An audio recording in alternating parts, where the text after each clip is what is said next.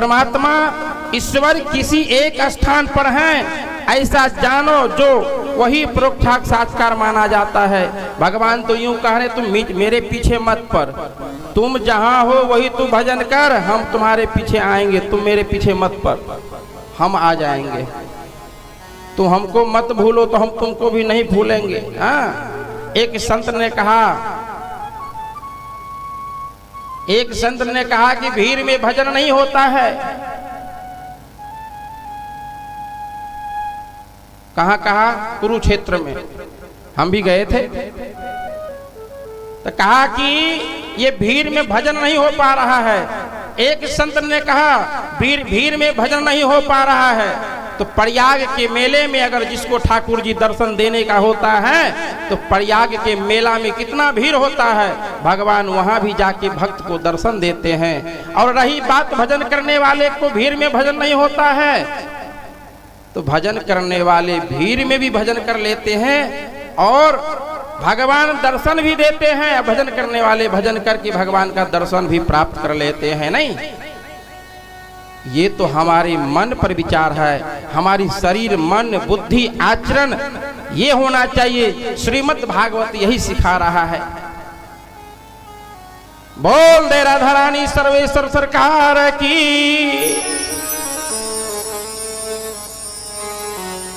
वेद व्यास जी ने 18,000 श्लोक का निर्माण किया। अब वेद व्यास जी सोचने लगा,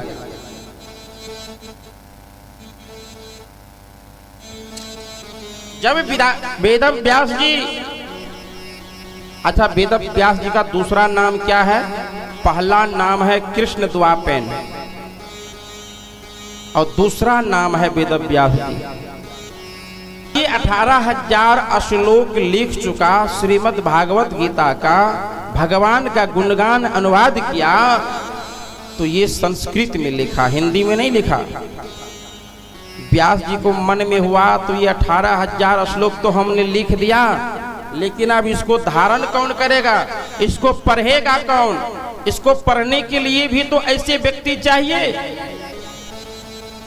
कोई महान योद्धा महान संत चाहिए, तभी तो ये श्लोक पढ़ेगा। और श्लोक पढ़ करके आज जो हम लोग कथा सुन रहे हैं इस सब को सुनाया जाएगा। इसके लिए तो कोई ऐसा व्यक्ति चाहिए, तभी ये निर्माण इसका टीका बन पाएगा। हम तो श्लोक लिखने का काम था, श्लोक हमने लिख दिया, अब इसको पढ़ेगा कौन? जैसे वाल्मीकि जी ने रामायण लिख दिया, लेकिन रामायण सबसे पहले पढ़ा कौन? और इतना बड़ी रामायण, इतना भारी रामायण, हम लोग तो अगर ना रामचरितमानस का पाठ भी करेंगे ना, कितनों तेजी में करेंगे तो 24 घंटा ले ही लेता है। अब पूरा विख्यात के साथ करेंगे तो महीना नहीं सालों में नहीं खत्म होगा। उसको लवकुश ने थोड़ा ही समय में सुना करके राम जी के चरणों में रख दिया। तो लवकुश ने पहला रामायण को अध्ययन किया और कुश लव ने उनको सुनाया है। उसी प्रकार से वेद व्यास जी के मन में है कि ये भागवत पढ़ेगा कौन? इतना ओजन श्लोक हैं, एक एक श्लोक आज भी भागवत के अंदर है महाराज। बड़े बड़े विद्वान भी उसको पढ़ने में सुकचा जाता है, लटपटा जाता है। एक वर्ड का 2-2 लाइन 2-2 पन्ना में है।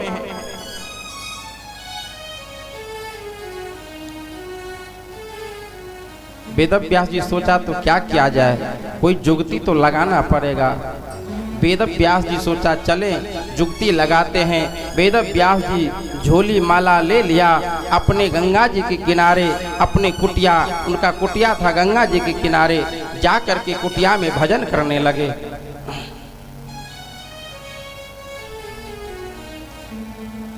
उस समय में भगवान शंकर ही त्रिलोकी मात थे। भजन करते करते भगवान शंकर ने दर्शन दिया वेद व्यास जी को। ज्ञान पुरुष माया के संग नहीं पड़ते हैं, विचार करना।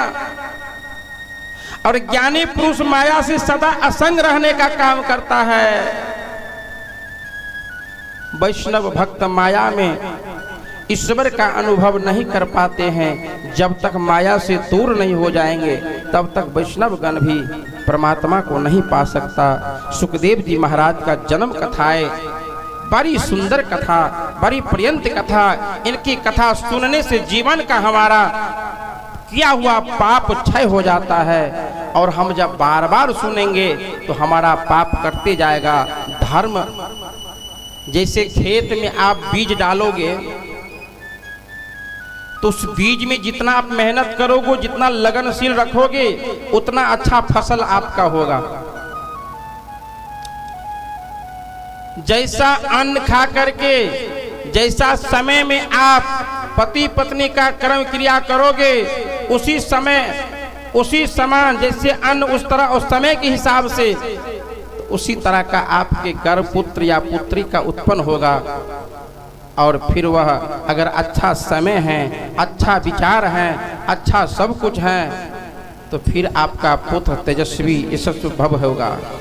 अगर मान के चलिए समय खराब है, भोजन आहार खराब है, तो जब गर्भ धारण हम रहें तो तब से कम भगवान की कथा में, आचरण में, सत्य मार्ग पर अगर हम चलेंगे तो निश्चित रूप से मेरा संतान धर्मक और धर्म पवित्र होगा।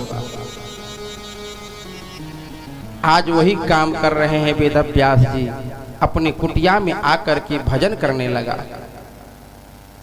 भजन करते करते भगवान शंकर जी इनको दर्शन देते हैं। भगवान शंकर जी दर्शन देते हैं। कहा, एवं वस्तु, आपकी भजन से तो खुश हूं, आपके कर्म कलाप क्रिया से भी खुश हूं, आप वरदान मांगिए। क्यों हमको आपने आवाहन किया? वेद व्यास जी साष्टांग दंडवत प्रणाम किया। संत का जो स्वभाव है, संत का जो विचार था, सेवा भाव है, शंकर भगवान का सब कुछ किया। प्रभु क्षमा करना, हमने आपको आवाहन किया। क्यों? कि प्रभु हमने 18,000 श्लोक का निर्माण किया है, 18,000 श्लोक हमने लिखा है। ये श्लोक संस्कृत में है। आने वाले कलयुग में संस्कृत का ज्ञाता कम जाएगा, कोई समझेगा नहीं। इसीलिए आपके कृपा से इसको पढ़ने के लिए हमको एक तेजस्वी पुत्र हमारे यहाँ आना चाहिए। शंकर भगवान ने कहा, ए मस्तु, ऐसा ही पुत्र आपको मिलेगा। वेद व्यास जी ने कहा, प्रभु अगर एक बात और मान लिया जाए। हाँ बताओ। प्रभु अगर मेरी इच्छा होए, आप ही हमारे यहाँ पुत्र के रूप में पधारे तो अति सुंदर होगा। भगवान शंकर ने हंसते हुए आशीर्वाद दिया, जाओ एवं वस्तु वेद व्यास जी, हम तुम्हारे यहाँ पुत्र के रूप में अवश्य आएंगे। बोल दे राजा रामचंद्र भगवान की। वरदान दे करके, वरदान तो मिल गया और वेद व्यास जी वरदान भी ले लिया। अब भगवान शंकर वरदान दिए हैं तो भगवान शंकर को वरदान पूर्णतः से पूरा भी करना पड़ेगा। वेद व्यास जी का पत्नी का नाम शास्त्रों में कहीं कहीं मिलता है, भागवत में नहीं आया है, दूसरे पुराण, दूसरे ग्रंथ में। उनकी पत्नी के नाम कहीं वाटिका मिलता है और कहीं अरुणदिति मिलता है, लेकिन हम लोग ज्यादातर वाटिका के नाम से ही। वेद व्यास जी की पत्नी के नाम वाटिका। वेद व्यास जी ने अपने पत्नी के ऊपर सिर्फ आंख उठा करके देखा है, और वाटिका भी वेद व्यास जी की आंख उठाकर देखा। दोनों का नजर मिलने से वाटिका के गर्भ में भगवान शंकर शिशु रूप में स्थापित हो गया है।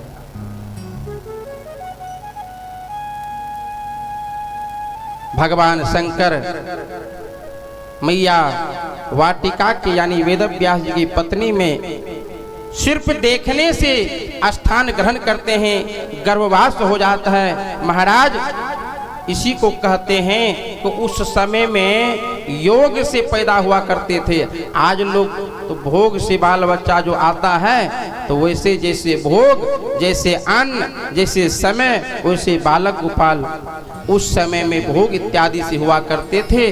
तो तेजस्वी यशस्वी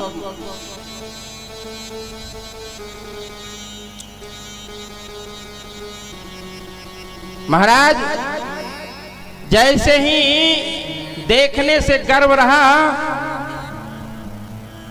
भगवान शंकर ने देखा और बालक रूप में वाटिका के गर्भ में स्थापित हो जाता है।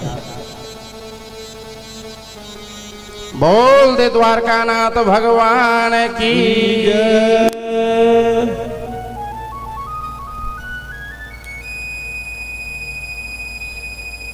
ठाकुर जी की बहुत विशेष कृपा।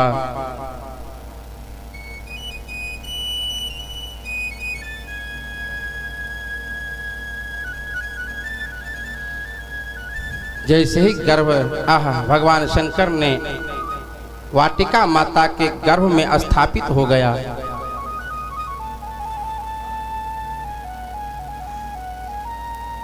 कथा में आता है कि भगवान शंकर शिशु के रूप में वेदव्यास जी की पत्नी के गर्भ में, वाटिका के गर्भ में शिशु रूप में भगवान शंकर यानी वेदव्यास जी के पुत्र, वाटिका के पुत्र 1-2 महीना नहीं, 9 महीना नहीं, 1-2 साल नहीं, गर्भ में रहा है। शास्त्र में 2 वर्णन आता है, कहीं 12 वर्ष आ रहा है और महाभारत के अंदर जाइएगा तो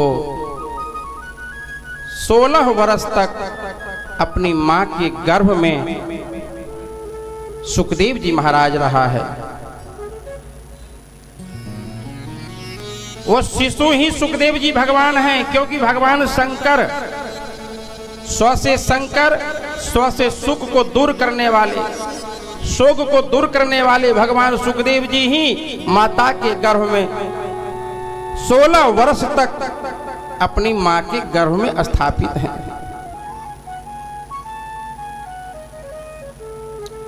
16 वर्ष के बाद अपनी मैया को पीड़ा देने लगे, बहुत पीड़ा होने लगा।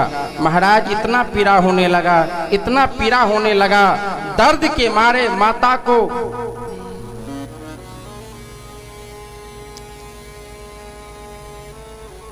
पीड़ा सहना पड़ता था। व्यास जी ने सोचा कि मेरी पत्नी को इतना पीड़ा दे रहा है, बालक आज कई वर्षों से इसके अंदर में स्थापित है, बाहर नहीं निकल रहा है। वेदव्यास जी पूछा कि तुम बाहर क्यों नहीं आते हो बालक? पेट के बालक वेदव्यास जी से जवाब करते हैं, प्रश्न उत्तर देता है कि हम संसार के भय से बाहर नहीं आना चाहता हूं।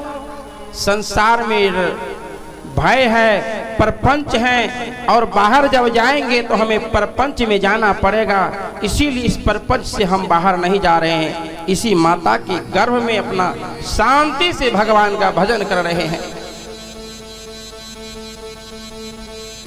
शंकर जी का अवतार भगवान सुखदेव जी हैं। मैया के गर्भ में क्या कर रहे हैं? हम भजन कर रहे हैं माता के गर्भ में।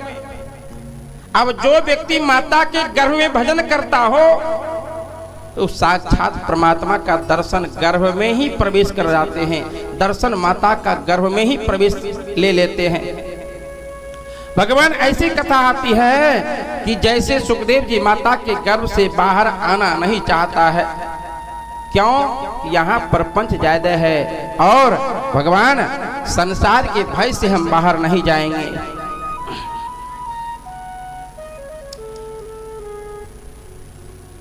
इस कष्ट को देख करके वेदव्यास जी को भी चिंता आ गया। द्वारका नाथ की कृपा से, भगवान की असीम कृपा से व्यास जी को चेतना आया कि फिर हमें भजन करना चाहिए। फिर दोबारा भजन करने के लिए बैठ गया। भगवान विष्णु आए हैं। भगवान विष्णु को सारा बात बताया कि वाटिका के गर्भ में शिशु रूप में बालक हैं, बाहर नहीं निकल रहा है, इसमें आप कोई सेवा करें। भगवान विष्णु वाटिका के गर्भ में प्रवेश करता है। गर्भ में प्रवेश करके जाके देखा, भगवान विष्णु तो जान गए ये शिशु कोई साधारण बालक तो है नहीं, ये स्वयं भगवान त्रिलोकीनाथ भगवान शंकर जी शिशु के रूप में भगवान वेदव्यास जी के यहाँ आने वाले हैं। भगवान विष्णु जाके साष्टांग दंडवत किया, भगवान शंकर भी शिशु रूप में दंडवत किया। भगवान ने पूछा, प्रभु अपनी माता को इतना पीड़ा क्यों दे रहे हैं? आप माता के गर्भ से क्यों नहीं बाहर निकलते हैं?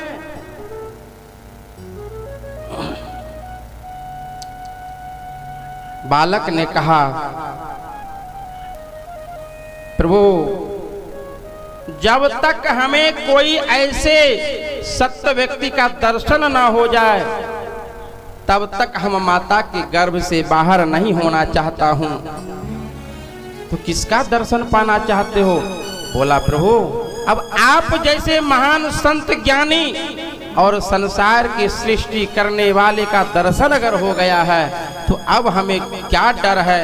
अब जो जिसको माँ के गर्भ में ही भगवान का दर्शन हो जाए फिर वो तो दुनिया में कोई उसका गुरु ना कोई उसका चेला, बस वो तो ज्ञानी अवतार स्वयं भगवान माता के गर्भ से ही लेके आते हैं। जैसे ही भगवान का दर्शन हुआ, भगवान ने कहा अब अपनी माता को पीड़ा मत दो। भगवान अंतर्ध्यान हो जाते हैं। भगवान जैसे अंतर्ध्यान हुआ उसी समय में सुखदेव जी माता माँ के गर्भ से बाहर आ जाता है। बाहर जैसे आया है तो वर्णन आता है जैसे सुखदेव जी ब्रह्म निष्ठा वैराग्य अलौकिक प्रेम लक्षण भक्ति देखकर व्यास जी ने श्री सुखदेव जी को मान देते थे। बाहर जब निकला तो देखा सुखदेव जी भगवान शंकर ही दूसरा रूप में वेदव्यास जी के यहाँ आए हैं। किस रूप में? सुखदेव भगवान के रूप में। भगवान देखा कि ये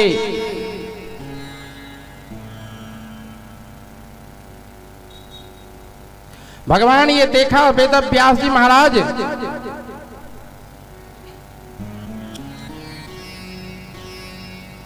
वैराग्य अलौकिक प्रेम लक्षण भक्ति ये चार वर्ड उनके अंदर देखा। क्या क्या देखा?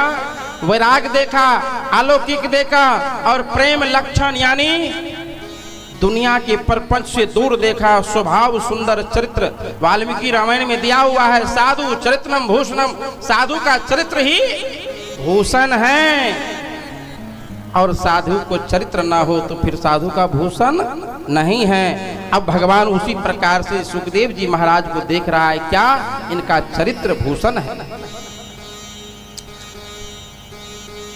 महाराज तुरंत वर्णन आता है कि सुखदेव जी जैसे ही आए वेदव्यास जी देखते रह गए। सुखदेव जी माँ के गर्भ से बाहर हुआ है और तुरंत वहां रुका नहीं, ठहरा नहीं है, वन की ओर चलने लगे हैं।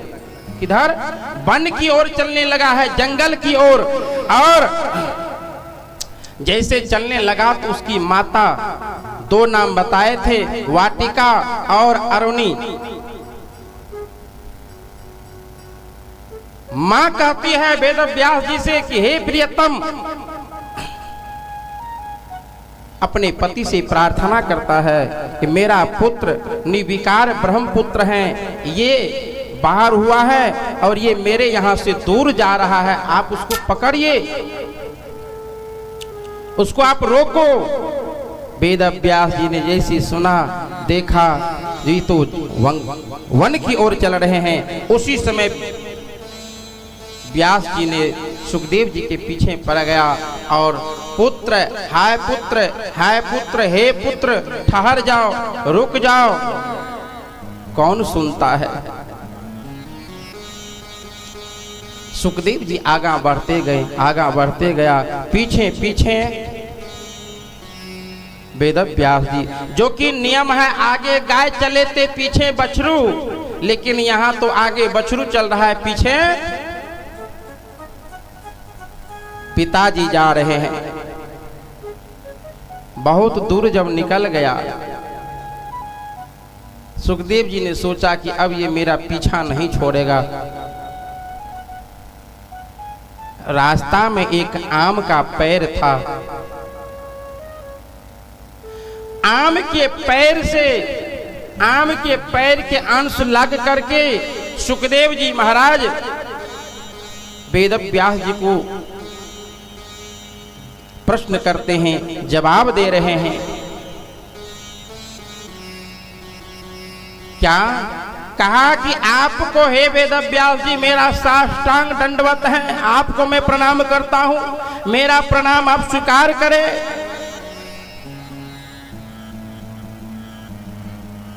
स्वीकार किया। तो महाराज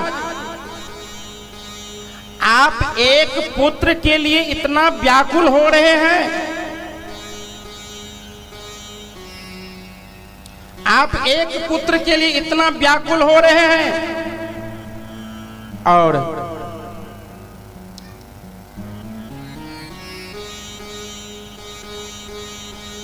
कितना व्याकुल हो रहे हैं। आम के पैर से जवाब आया कि हम आज तक अपने पुत्र के लिए कभी भी चिंता न किया और न कभी रोया है। क्यों?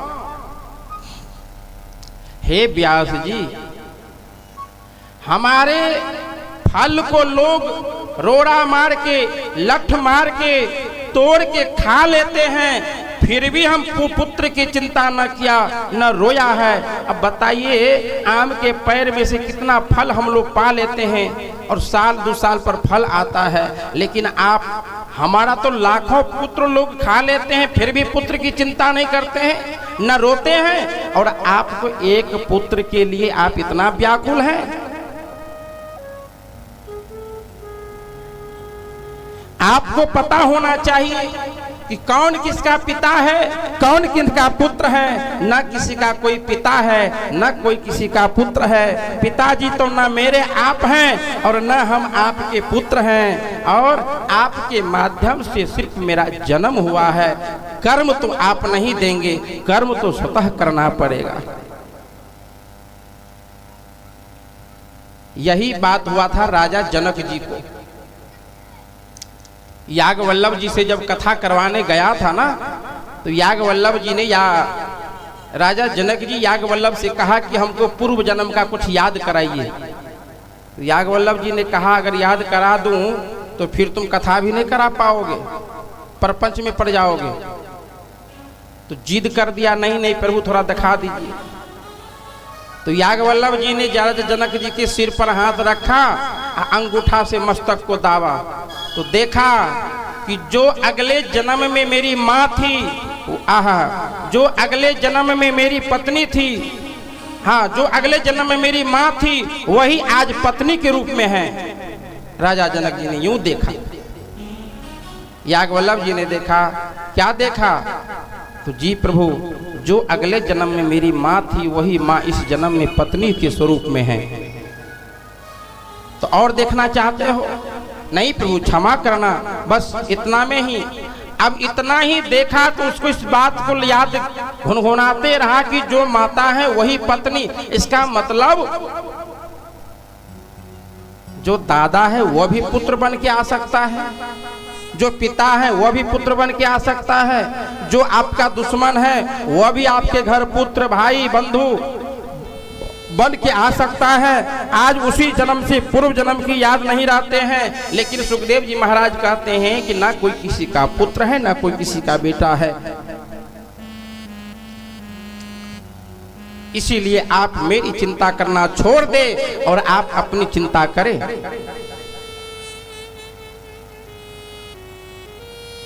महाराज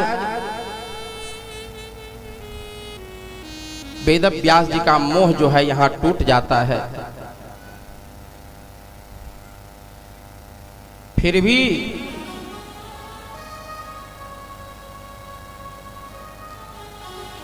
वेद व्यास जी, सुखदेव जी महाराज वेद व्यास जी की लिखी हुई श्लोक से दर्शा रहे हैं।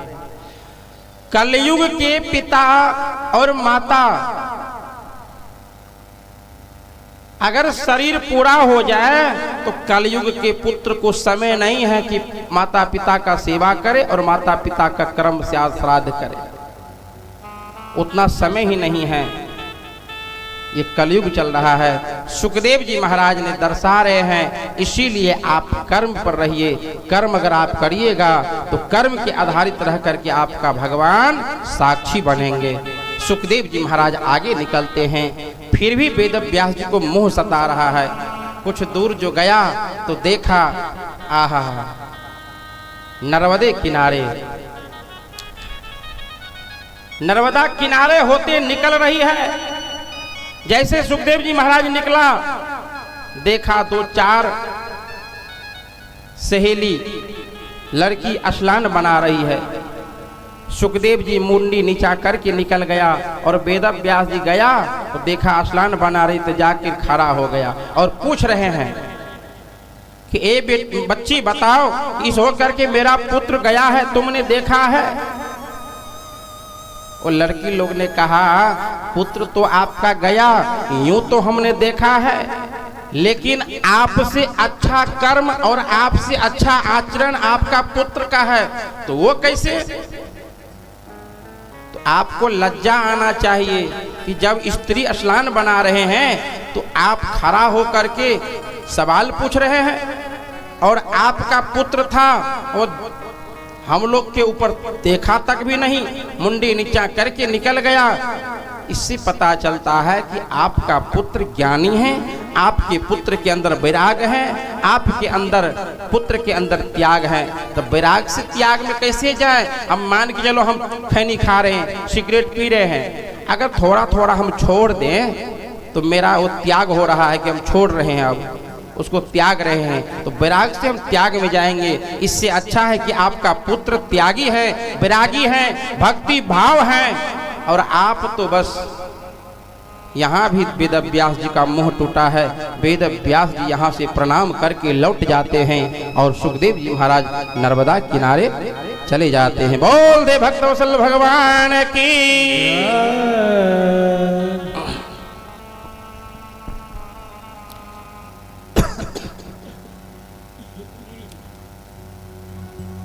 कथा प्रारंभ कहां से होती है आप लोग को पता है? कथा नेमिष सारण से प्रारंभ हुआ है। कोई भी कथा, नेमिष सारण बहुत बड़ा तीर्थ फल है, तीर्थ का क्षेत्र है, और 88,000 मुनि नेमिष सारण में तपस्या करते हैं, भजन करते हैं, और नेमिष सारण से ही कथा प्रारंभ हुआ है। कथा सारम मम कर्ण श्यानम को माखन भायो रे।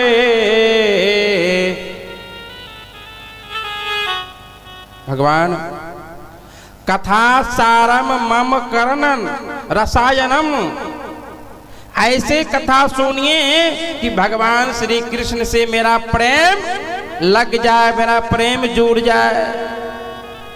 और भगवान कृष्ण प्राप्ति कैसे हुए?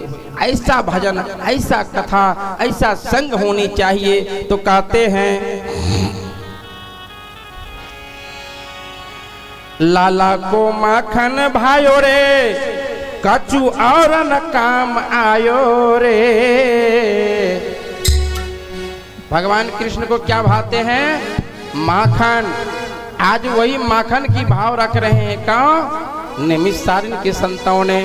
नेमिष सारण में सभी संत भगवान कह रहे हैं, हमें सब संत को ऐसी श्रद्धा रखनी चाहिए। कैसी?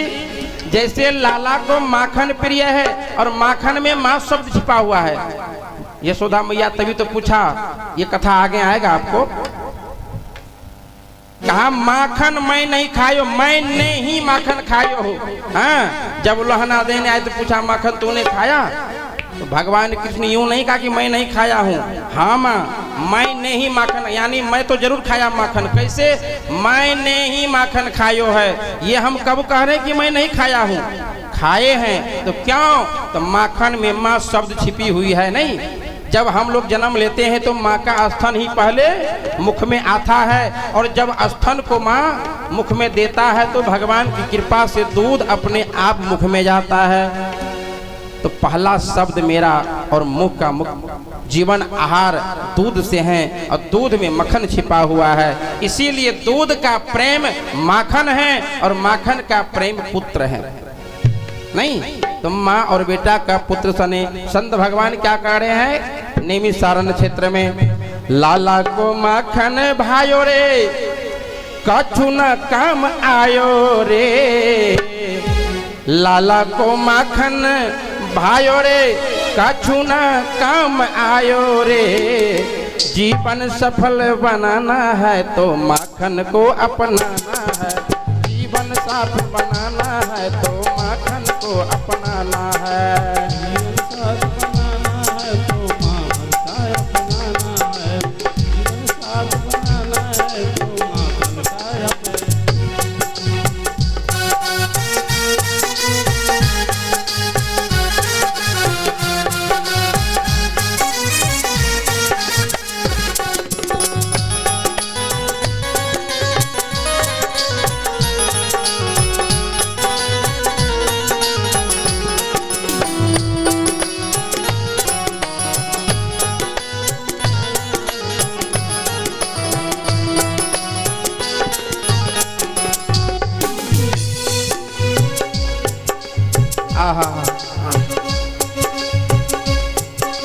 माखन सबका सार है। माखन सबका सार है, परमात्मा सार भोगी है। माखन सबका सार है, परमात्मा सार भोगी है।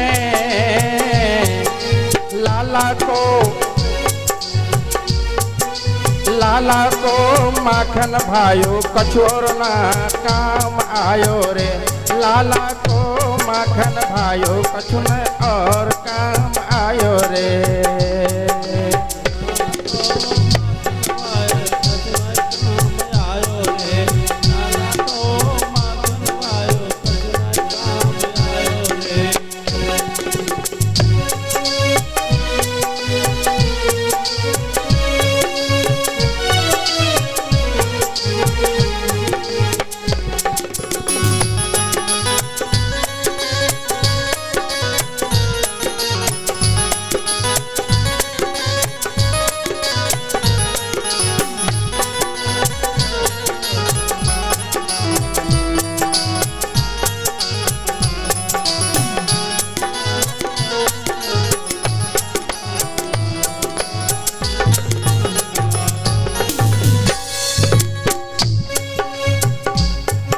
स्वर्ग का ये अमृत है,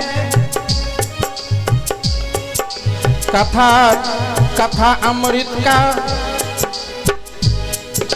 रसादन है। पापों का नाश है, कथा अमृतों का पापों का नाश है। कथा अमृत से भोग विलासी सब कुछ मिटते हैं।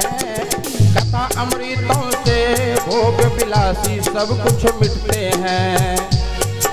स्वर्गीय अमृत पान है रे, स्वर्गीय अमृत पान है। कथा अमृत रस है, आहा कथा सार है।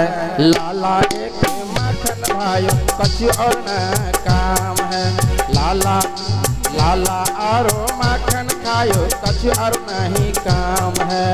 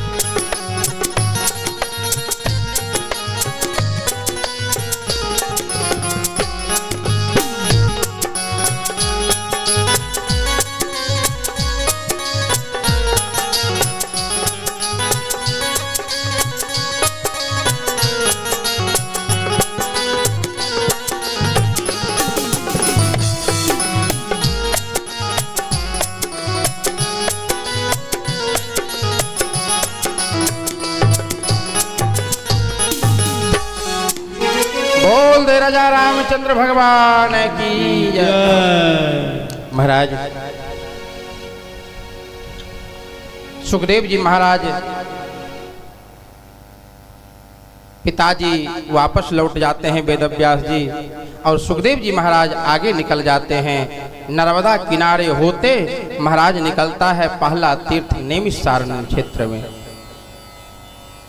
नैमिषारण्य में गंगा के किनारे सभी संत बैठे हुए थे। उसी समय सुखदेव जी को प्रेरणा दिया गया भगवान की कृपा से कि आप नैमिषारण्य क्षेत्र में जाइए और सभी सारे संतों को दर्शन दे करके भगवान का सत्संग कथा का सार वस्तु का आप रसवादन कराए। वहां सुखदेव जी महाराज आए हैं। सुखदेव जी महाराज को सभी को ज्ञान और वैराग, भगवान और भक्ति, ज्ञान भक्ति वैराग्य, ये तीनों के बारे में इसको महापूर्णतः से परिपक्व था। सारे संत भगवान ने वहां दर्शन दिया और सारे संत भगवान ने भागवत शास्त्र का सार वस्तु प्रश्न किया।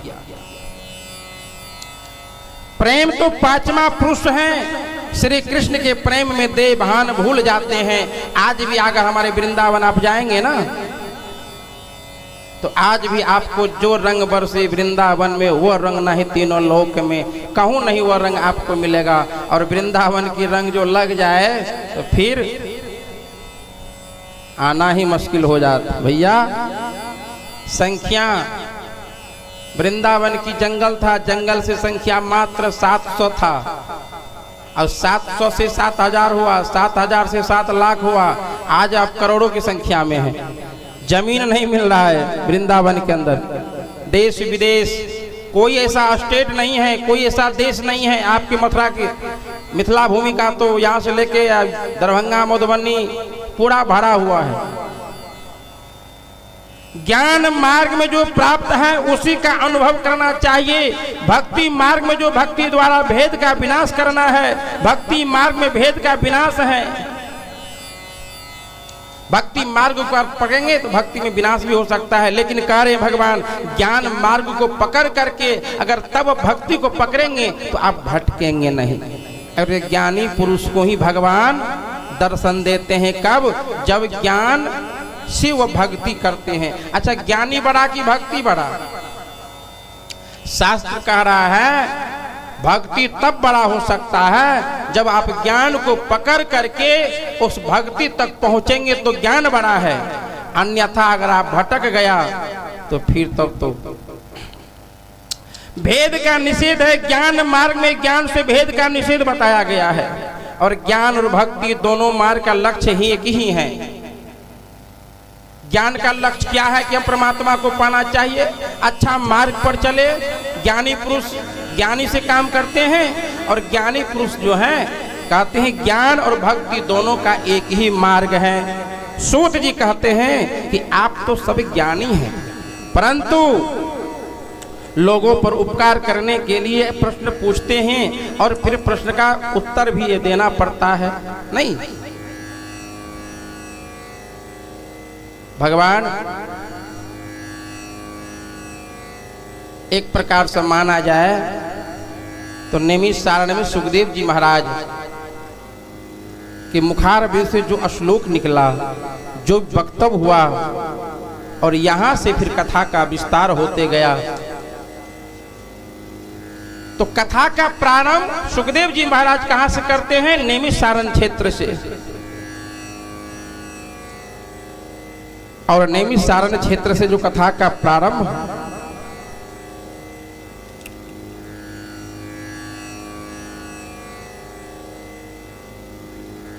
बोल दे भक्त वत्सल भगवान की जय।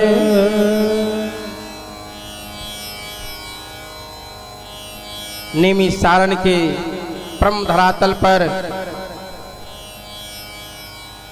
जब कथा प्रारंभ हुआ, वहीं से भगवान सुखदेव जी महाराज कई प्रकार की कथा हम ही सभी को सुनाते हैं।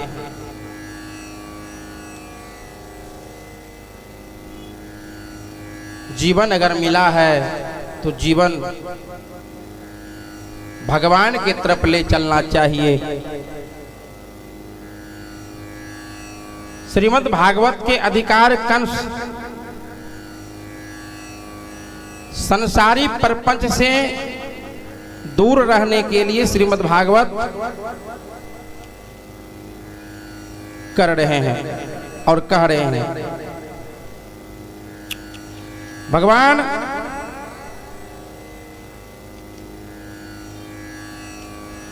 श्रीमद् भागवत महापुराण कह रहे हैं कि श्रोता और वक्ता दोनों अगर एक हो जाए तो जाके भगवान की भक्ति आपका सफल हो जाएगा। श्रोता का और वक्ता का दोनों का ध्यान मगन जब एक हो जाए तो उसमें भगवान की बहुत विशेष कृपा होती है। सुखदेव जी महाराज कह रहे हैं, बद्रिका आश्रम में श्री देवर्षि नारद जी और सनकादिक ऋषि का मिलन हुआ। स्कंद पुराण में यह कथा आती है कि बद्रिका आश्रम में विशाल राजा रहा करते थे।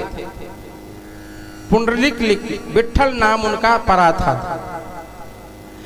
और जिस भक्त के लिए भगवान आए वही भक्त धन्य हो जाते हैं। बद्रिकी आश्रम में तप ध्यान का आदर्श माना जाता है। इसीलिए महाराज वेद व्यास जी बद्रिका आश्रम में ही तपस्या किया करते थे।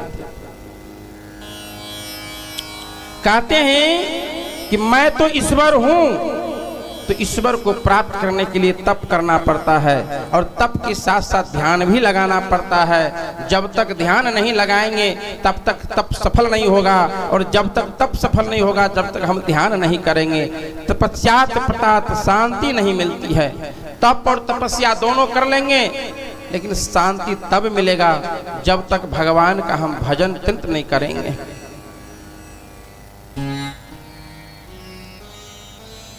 वहीं से देव ऋषि नारद भगवान बद्रिका आश्रम पहुंचे, सनक जी को दर्शन दिए और सनकादि को दर्शन दे करके देव ऋषि नारद भगवान वहां से आगे बढ़े, श्री धाम वृंदावन के लिए प्रस्थान हुआ है।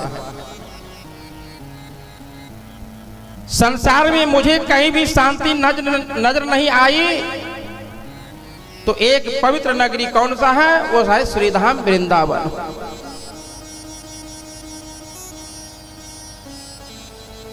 महाराज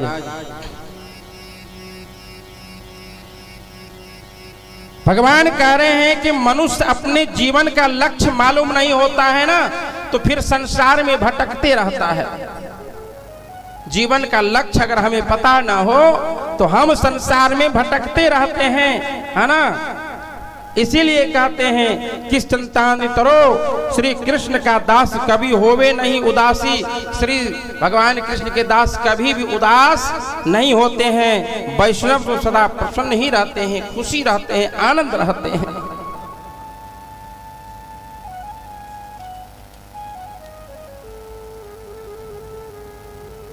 आप लोग भक्ति का नाम सुना होगा। भक्ति को दो पुत्र था, ज्ञान और वैराग। संसार में भ्रमण करते करते करते भक्ति और ज्ञान और वैराग भटकते भटकते कहीं नहीं इनको शांति मिला तो ज्ञान और वैराग को लेकर के भक्ति श्री धाम वृंदावन के धरातल पर आया। जैसे ही वृंदावन के धरातल पर आते हैं, यमुना जी के किनारे आज भी निधि वन है। निधि बन के अब तो यमुना जी थोड़ा दूरी हो गया और रोड बन गया है और निधि वन परिक्रमा के अंदर में हो गया है। लेकिन महाराज उस समय में रोड नहीं था, ठीक यमुना जी की सटी हुई। अब तो गली भी नहीं है, बहुत बड़े बड़े बन गया है। एक गली अभी तक वर्तमान में है, वो गली को तोड़ा नहीं गया है, जो कि राधा बल्लभ से ठीक आगू होकर के वो निकला है जमुना जी तरफ, बिहारी कुंज गली। उस समय में खाली पड़ा था। भक्ति ने ज्ञान और वैराग अपने पुत्र को मूर्छित अवस्था में लेकर के वृंदावन आया। किस अवस्था में? मूर्छित अवस्था में। समझो, सांस चल रहा है लेकिन चीन पहचीन नहीं है, आंख बंद है, शरीर में ताकत नहीं है, शरीर काम नहीं कर रहा है। इस अवस्था में ज्ञान और वैराग को लेकर के भक्ति आई है। उसी समय देव ऋषि नारद बद्रिका आश्रम से वृंदावन आ रहे थे। जमुना जी किनारे होके निकला, भक्ति का नजर देव ऋषि नारद के ऊपर पड़ गया। संत का दीप दर्शन देख करके, वीणा तार देख करके, भगवान का भजन करते हुए देव ऋषि नारद आगे निकल रहा है। भक्ति ने कहा, हे जी संत ठहर जाओ। नारद जी रुक जाओ। भक्ति ने कहा, महाराज ज्यादा देर के लिए नहीं, एक क्षण के लिए आप रुक जाइए। नारद जी तुरंत रुक जाते हैं।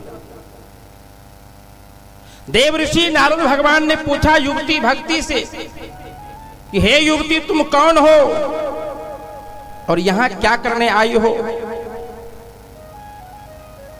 भक्ति ने कहा,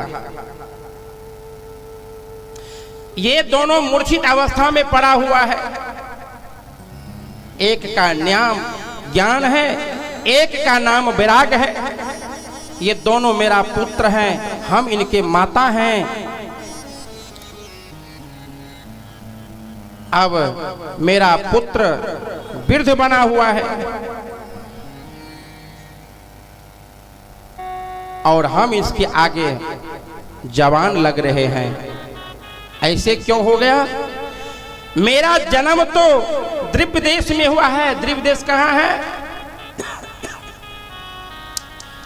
मेरा जन्म द्रव्य देश में हुआ। महान आचार्य दक्षिण भारत में प्रकट हुआ करते थे। आहा, दक्षिण भारत में आज भी आप जाएंगे तो रामानुज संप्रदाय ज्यादा है और उसी रामानुज संप्रदाय से रामानंद संप्रदाय फूटा है।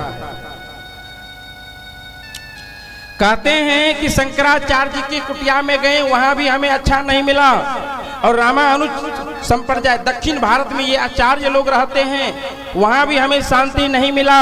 फिर भाग करके हम उत्पन्न होते हुए कर्नाटक गया।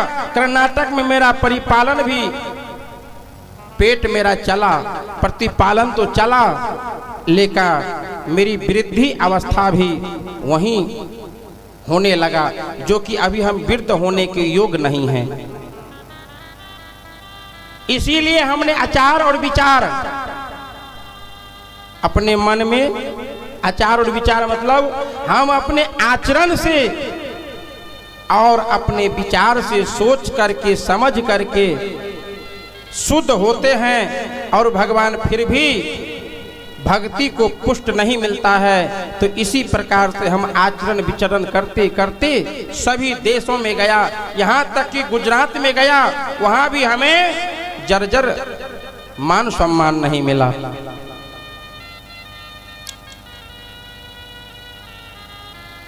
अब हम इस धरातल वृंदावन के अंदर आया हूँ। आप जैसे महान संत का हमें दर्शन हो गया है। अब आप हमें कोई ऐसा उपाय बताइए कि जो हमारा पुत्र ज्ञान और वैराग मूर्छा खुल जाए और मेरा ये वृद्ध अवस्था चला जाए, हम तरुणी जवान हो जाए।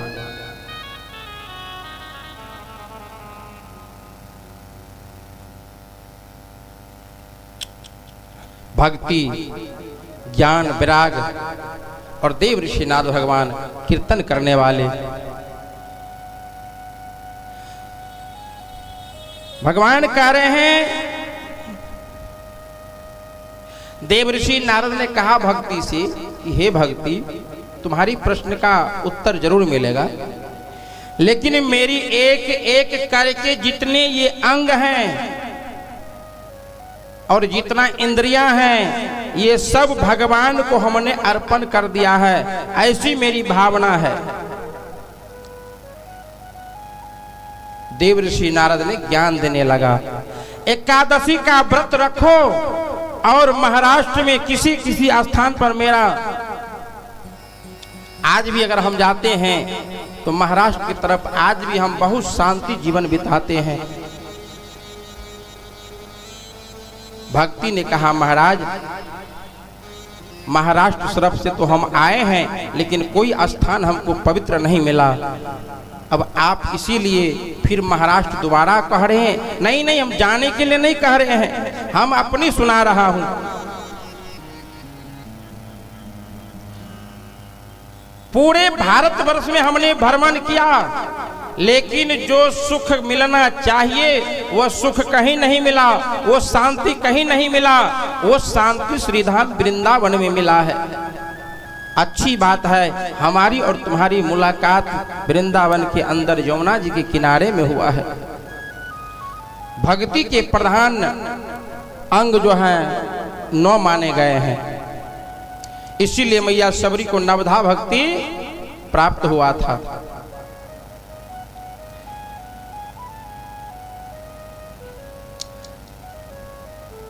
श्रवण श्री देवर्षि नारद भगवान ने कीर्तन करते करते सुनता सुखाए, शांत ही सुख का कारण है। देवर्षि नारद भगवान ज्ञान और वैराग्य को देखा तो वास्तविक मूर्छित अवस्था में पड़े हैं। नारद भगवान ने कहा तो ठीक है, हम इसका उपाय करते हैं, कोई जुगती लगाता हूं इनका मूर्छा तोड़ने का। नारद भगवान भी इसके पीछे पड़ गया और नारद भगवान गीता पाठ का ध्वनि श्रवण किया। जब गीता पाठ का ध्वनि श्रवण कराया तो मूर्छा थोड़ा सा खुला फिर मूर्छित पड़ जाते थे, आंख खोला फिर मूर्छित पड़ जाते थे। तो देवर्षि नारद ने कहा भागवत गीता भी काम नहीं कर रहा है, अब क्या किया जाए। तो भगवान देवर्षि नारद भगवान गीता से जब न सुनवाई किया तो गीता पाठ को बंद कर दिया, बिना बजाते हुए भूमि पर विचरने लगा देवर्षि नारद भगवान। आहा, वेद के पारायण से वैराग तो आता है परंतु अस्थाई रहता नहीं है। जब तक गुरु नहीं, गुरु के बिना वैराग नहीं टिकेगा और बिना गुरु का वैराग अगर आप धारण करते हैं तो वैराग टिकेगा नहीं।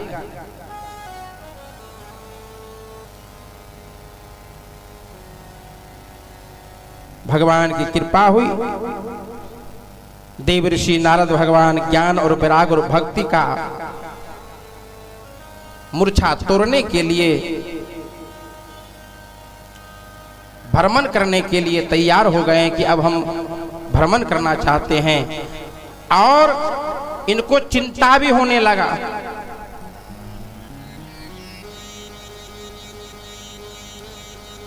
नारद जी बहुत चिंता में पड़ गए। चिंता पड़ते पड़ते देवर्षि नारद भगवान की ठाकुर जी से स्नेह तो था। उसी समय में भगवान देवर्षि नारद भगवान का नजर पड़ जाता है। शास्त्र में कहीं कहीं वर्णन आता है कि 88,000 मंडली के साथ सुखदेव जी महाराज देवर्षि नारद को दर्शन हुआ है। कहीं वर्णन आता है कि सुखदेव जी महाराज क्योंकि निमिषारण में थे ना, तो निमिषारण के माध्यम से सुखदेव जी को महात्मा का संग 88,000 हो सकता है। और कहीं वर्णन आता है कि सुखदेव जी महाराज तो सिर्फ अकेले भगवान में रमे थे। उसका भोजन भी भगवान का नाम, पिन्हावा भी भगवान का नाम, चलना फिरना सूटल जो भी उसका कर्म था सब भगवान के निमित्त था। देवर्षि नारद भगवान को जो दर्शन हुआ तो छोटा छोटा आयु, जैसे छोटा छोटा दर्शन, तो नारद भगवान ने पूछा कि आप तो देखने में लगते हैं भगवान बाल गोपाल द्वारका नाथ के समान आपको देखने से पवित्र हो जाता है और मेरा पवित्र मन हो गया। इसीलिए मेरे मन में कुछ चिंताएं सता रहा है। क्या चिंता है? नारद भगवान ने कहा कि चिंता ये है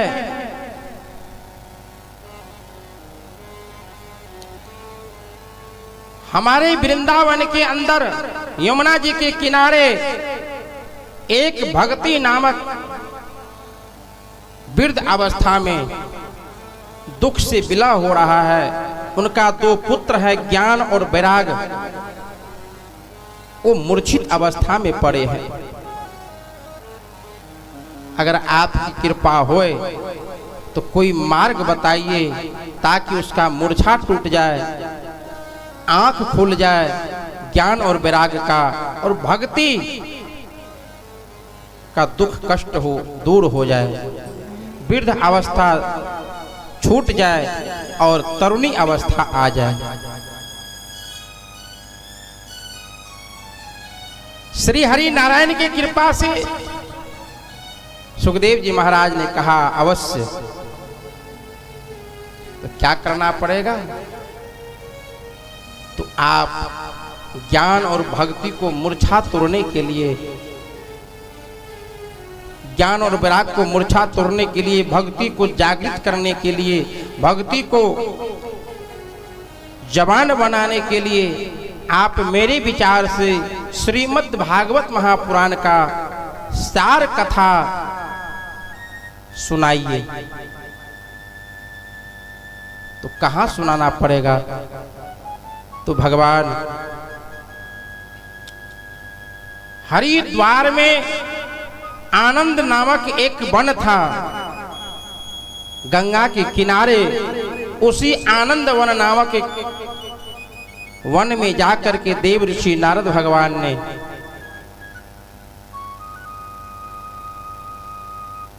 सनत सनंदन कुमार को निमंत्रण दिया।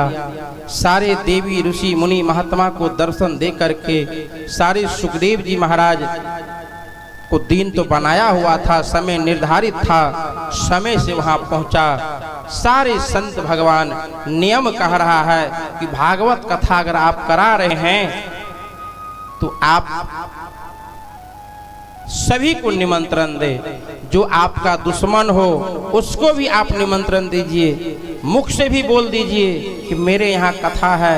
न 7 दिन अवकाश मिले तो कम से कम 1 दिन, न 1 दिन मिले तो कम से कम 2-4 मिनट के लिए भी कथा में आप भाग ले लीजिए। सभी को निमंत्रण देना चाहिए। देव ऋषि नारद भगवान सभी को निमंत्रण दिए। कथा प्रारंभ हुआ। जैसे ही कथा प्रारंभ हुआ महाराज, तो 7 दिन की कथा थी। सुखदेव जी महाराज ने कथा सुनाया और कथा 7वां रोज जब प्रारंभ हुआ, और प्रारंभ होने के उपरांत जब आरती होने वाला ही था तो सुखदेव जी महाराज जैसे ही कथा कहा, उस कथा के अंतर्गत ही भक्ति और ज्ञान विराग वृंदावन से चल करके और हरिद्वार में प्रवेश कर गया। और जा करके उस सभा में भक्ति नाचने लगा, ज्ञान विराया, और देव ऋषि नारद देवी देवता मुनि सब फूल का बरसा बरसा करके सबका जय जयकार करने लगा। बोल दो नाथ भगवान की जय। जय श्री सीताराम, जय जय श्री राधे। इस प्रकार से भगवान सुखदेव जी महाराज कथा सुना करके उनको आनंदित किया, और आनंदित दे करके ज्ञान और वैराग को जीवित पुनः किया। जैसे ही जीवित किया महाराज कथा, तब देव ऋषि नारद भगवान ने, देव ऋषि नारद भगवान ने भक्ति ने देव ऋषि नारद भगवान से पूछा कि अब मेरा स्थान कहाँ होगा। तो देव ऋषि नारद भगवान ने कहा कि तुम्हारा स्थान सभी के अंदर में होगा, और तुम्हारा स्थान जब सबके अंदर में होगा तो तुम्हारा भगवान से जुड़ाव रहेगा। जाओ, ये मेरा आशीर्वाद है कि आज से तुम सभी के हृदय में विराज हो जाओ और भगवान के हृदय में तुम्हारा स्थान रहेगा। भक्ति भगवान के हृदय में है और भगवान के हृदय से हम लोग तक भक्ति का प्रादुर्भाव आता है, हम लोग भक्ति में प्रवाह कर लेते हैं, है ना। तो भक्ति को जगह उचित मिल गया सबके हृदय में, और भगवान की कृपा से भक्ति ज्ञान वैराग का मूर्छा टूटा, और आज तक हम लोग भक्ति के आधार पर चलते आ रहे हैं। बोल दे भक्त वत्सल भगवान की। चले एक भजन से सेवा करूं, उसके बाद फिर हम लोग कथा की ओर चलेंगे।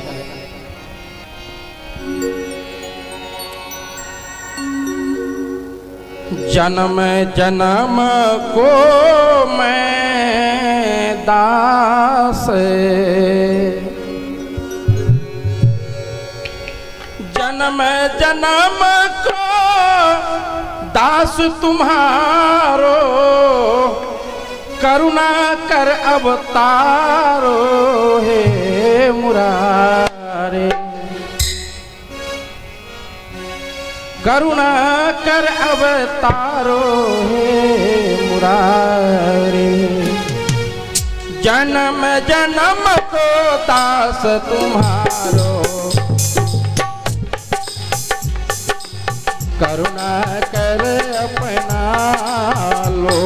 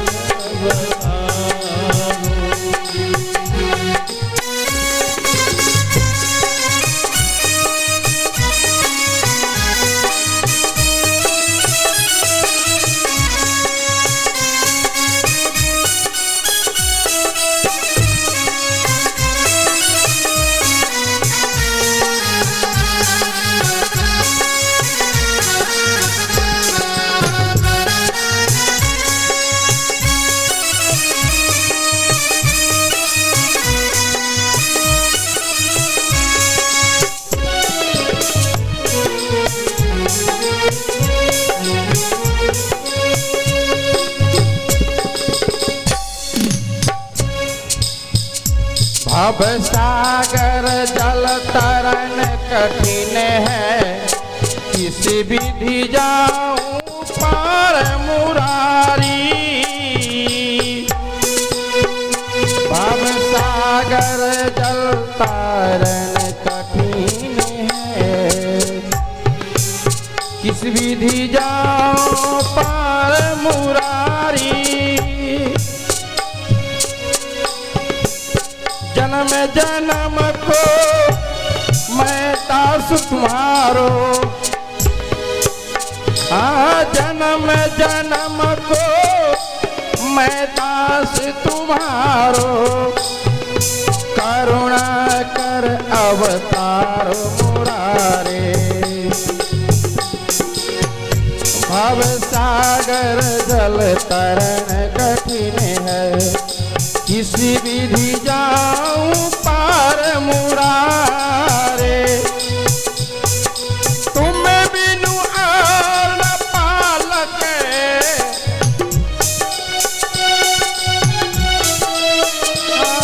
तुम बिनु और न पालक, मेरो बचक सब परिवार मुरारे।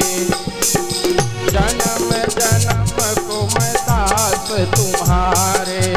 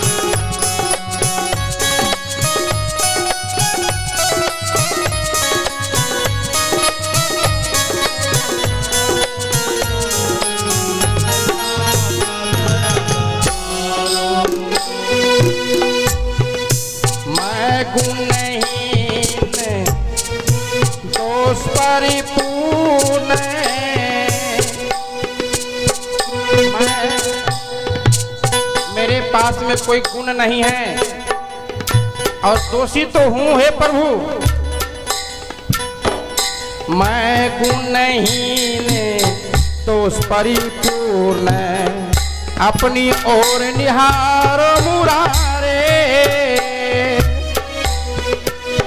ब्रह्मानंद विमल न कीजिए, ब्रह्मानंद विलंब न कीजिए। सुनिए मेरी पुकार, सुनो मेरी पुकार, पकड़ो मेरी बाँह ए मुरारी। हाँ पकड़ो मेरी बाँह हे मुरारी, हे मुरारी। जन्म जन्म के पास तुम्हारे, पकड़ो मेरी बाँह मुरारी। हाँ जन्म जन्म के दास तुम्हारो, पकड़ो मेरी बाँह मुरारो। हरि बोल।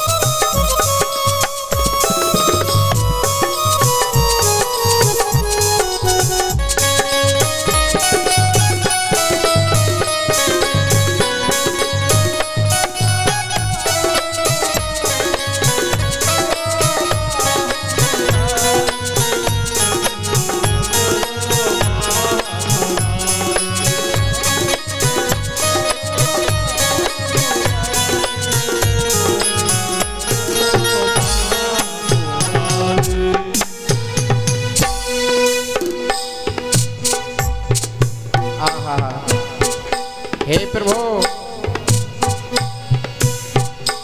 हम आपके चरण के धूल हैं।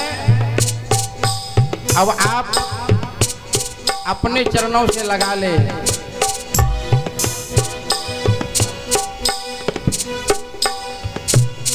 राधे श्याम राधे श्याम, श्याम जय राधे राधे।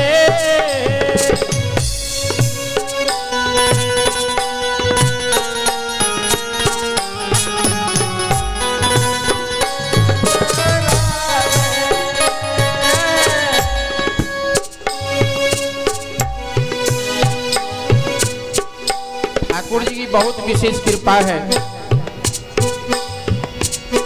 भीजत श्याम कुंज में तोई अटके, प्रिय पहुने भये बिटपन के।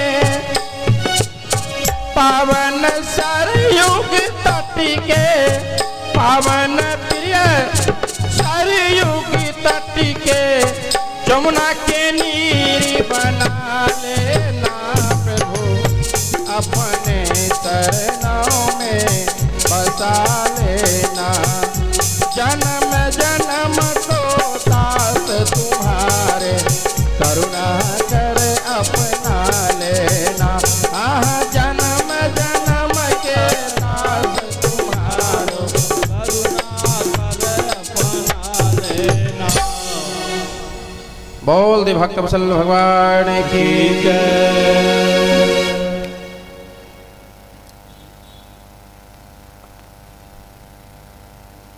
भक्ति का कष्ट निवृत्ति हुआ देव ऋषि नारद भगवान की कृपा से।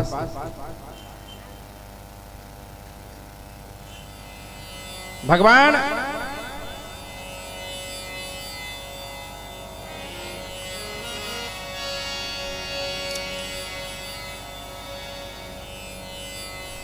जब ठाकुर जी की विशेष कृपा हो, किसी के भी ऊपर होता है ना, तब जाकर के अच्छे संत का दर्शन होता है।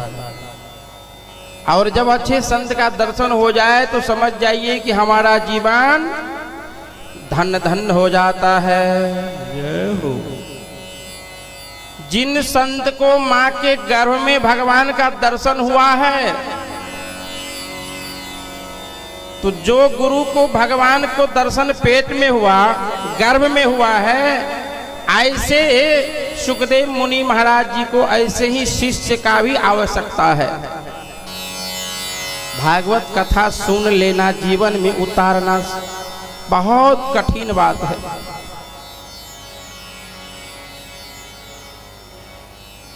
किसी व्यक्ति ने कहा, भागवत में क्या है, कुछ नहीं है।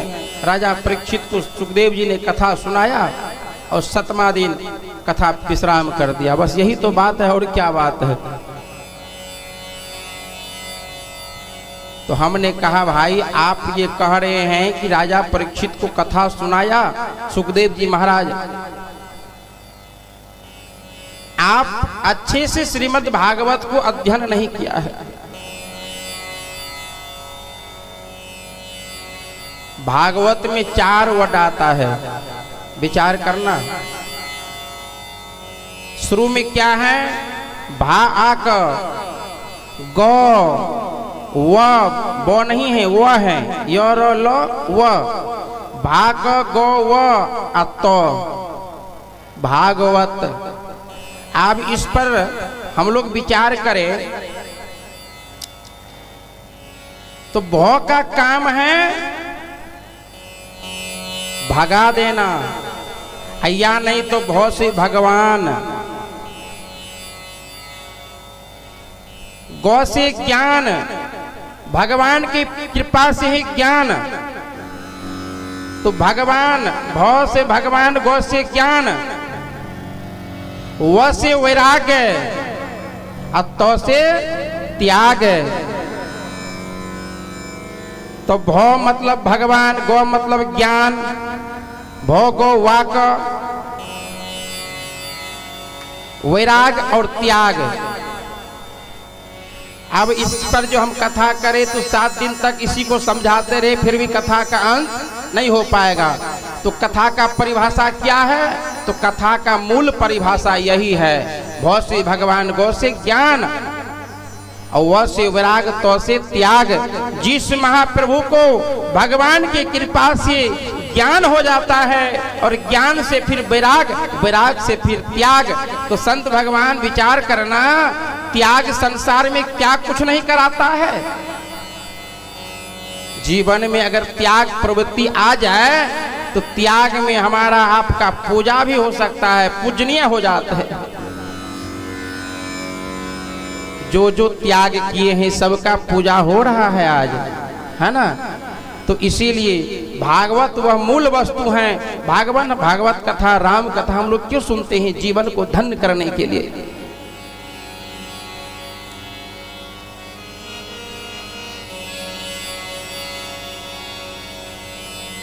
राजा परीक्षित और सुखदेव जी का संवाद श्रीमद् भागवत कथा में, राजा परीक्षित की और सुखदेव जी का मिलन तो आज नहीं हो पाएगा, आगे कराएंगे। लेकिन श्रोता है तो राजा परीक्षित और वक्ता है तो भगवान श्री सुखदेव जी हैं, जिसको कि माँ के गर्भ में ही भगवान का दर्शन हो गया।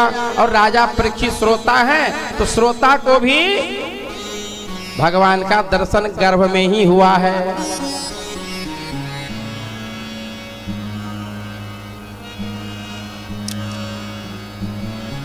तो सुखदेव जी की कृपा से श्रीमद् भागवत महापुराण के अंतर्गत कथा आता है।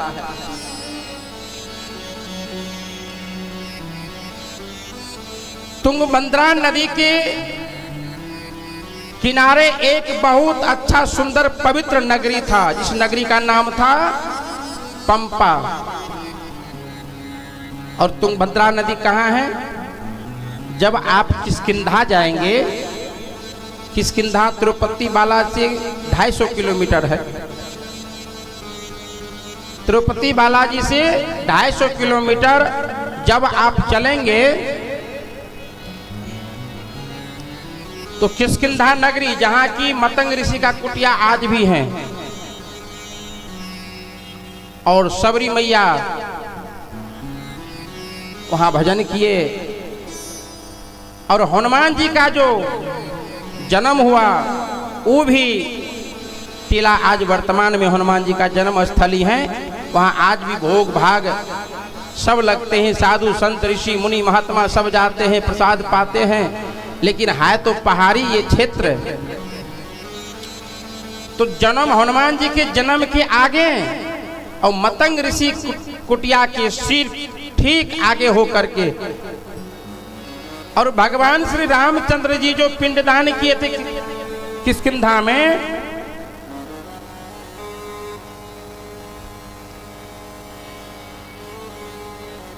उसके आगे सिर्फ किनारे बीच होते तुंगभद्रा नदी नामक नदी गया है। वो तुंगभद्रा नदी का जल इतना पवित्र है, उसी तुंगभद्रा नदी के किनारे पंपा सरोवर नामक एक गांव था।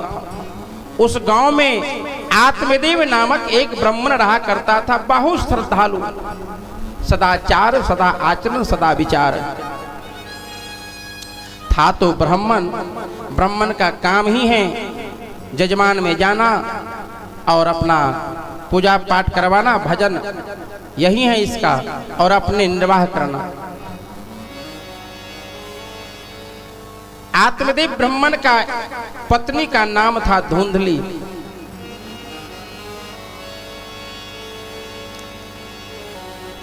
धुंधली ने पत्नी तो था, देखने में बहुत सुंदर, लेकिन कर्कशी थी, यानी कर्क स्वभाव था।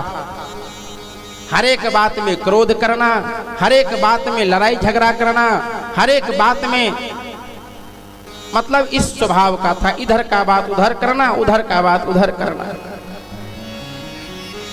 आत्मदेव ब्राह्मण को पुत्र नहीं हुआ। पुत्र का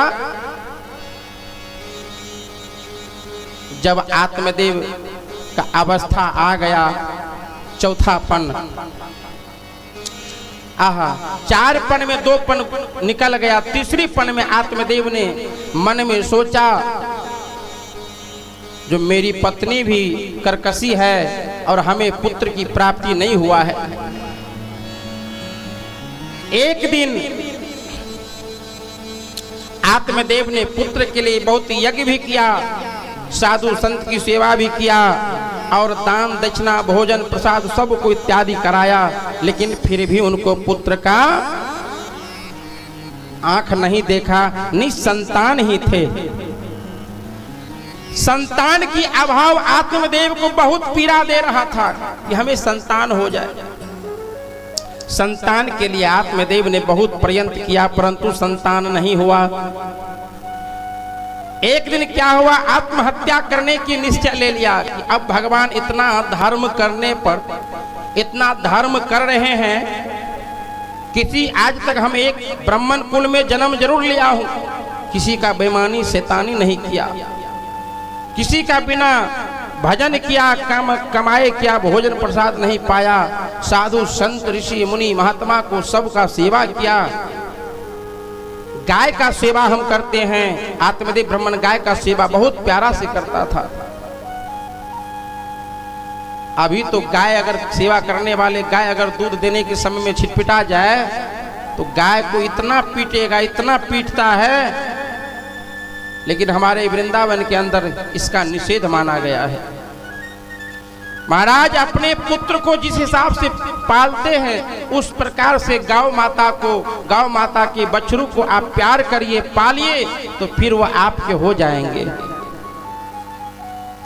आत्मदेव को जब संतान नहीं हुआ तो आत्मदेव ने विचार किया, अब इस संसार में रहना हमारी बस की बात नहीं है, इसलिए अब हम इस संसार को त्यागना ही उचित समझे। संसार को क्या त्यागेंगे, संसार से खुद हम चले जाएंगे। आत्मदेव ब्राह्मण ने ये निश्चय कर लिया, और निश्चय करके आत्मदेव घूमते फिरते घर से निकल जाते हैं, घूमते फिरते चले जाते हैं। और जैसे जाते हैं महाराज एक जंगल की तरफ, और वन में जैसे प्रवेश किया, एक बहुत विशाल समुद्र यानी नदी का जल प्रवाहित होते हुए जा रहा था। नदी के किनारे आत्मदेव आया। नदी के किनारे एक सन्यासी बाबा संत भगवान को देखा। वो संत भगवान जल पी करके नदी से बाहर आ ही रहा। तब तक में आत्मदेव का नजर आत्मदेव ब्राह्मण का नजर उस सन्यासी बाबा पर पड़ा, और सन्यासी बाबा का नजर आत्मदेव ब्राह्मण पर पड़ा। आत्मदेव से पूछा सन्यासी बाबा की, क्या हुआ तुम्हें, क्यों इतना चिंता हो, शरीर उदास लग रहा है। आत्मदेव ने कहा, प्रभु क्षमा करना, आज हम अपने शरीर को इसी गंगा जी में प्रवाहित करने के लिए आए हैं। आज हम अपने शरीर को इस गंगा जी में प्रवाह कर देंगे। क्यों, ऐसा क्यों? महात्मा ने कहा कि तुम्हें कोई संतान नहीं हुआ। जब अपना दुखड़ा सुनाया आत्मदेव ब्राह्मण ने, तो महात्मा ने कहा कि एक संतान के लिए तुमने इस गंगा जी में प्राण त्यागने के लिए आए हो। अरे मूर्ख, आत्मदेव ब्राह्मण, ज्ञानी हो करके तुम अज्ञान बनते हो। पुत्र भगवान की कृपा से होता है, और तुम पर तो विशेष कृपा है भगवान का। कैसे कि तुम्हें पुत्र नहीं हुआ है। यह तो परमात्मा की विशेष कृपा है। पुत्र परिवार ना हो तो समझ लो मेरा ठाकुर जी मुझ पर बहुत विशेष कृपा किया है। अगर पुत्र नहीं हुआ है ना, तो भगवान से तुम ये वरदान मांगो कि आपकी कृपा हमारे ऊपर बहुत है, आपका ऋणी हम हूं। आहा, लेकिन आत्मदेव ब्राह्मण इस बात को समझने वाले नहीं हैं। तुम्हारे भाग्य में पुत्र नहीं लिखा है, और इसलिए तुम्हें कोई संतान नहीं दे रहा है। पुत्र तो और संतान दुख भी पर संतान दे भी देगा। निसंतान हो ये अच्छा है, और संतान हो भी जाएगा तो संतान दुख का कारण है। संतान से सुख प्राप्त नहीं मिलता। संतान तुम्हें दुख ही देगा, सुख नहीं देगा। आज 100 में 99 घर ऐसे हैं कि माता पिता पुत्र बहू से कलह रहे हैं, रो रहे हैं। और कुछ माता पिता तो ऐसे हैं कि सब कुछ है, राजपाट घर द्वार कोई चीज कमी नहीं है, फिर भी उसका दुर्गति हो रहा है। और महाराज दुर्गति के साथ साथ भटक भी रहे हैं।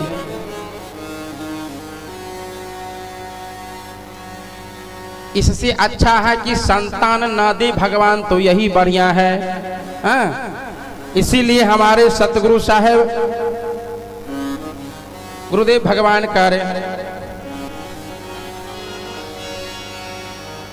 ठेलिले अंते तैसिरे होबे,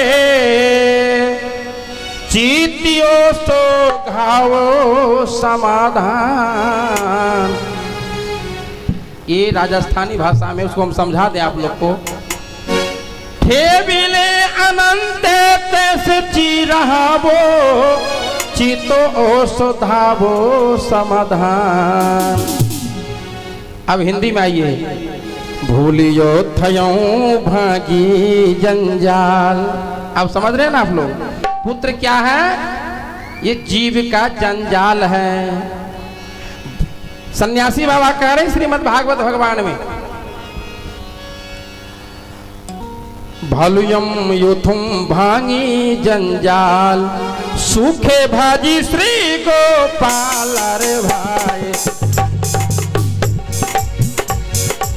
सुखी भजो श्री गोपाल। सुखत जो भाई भजो गोपाल भाई, भजो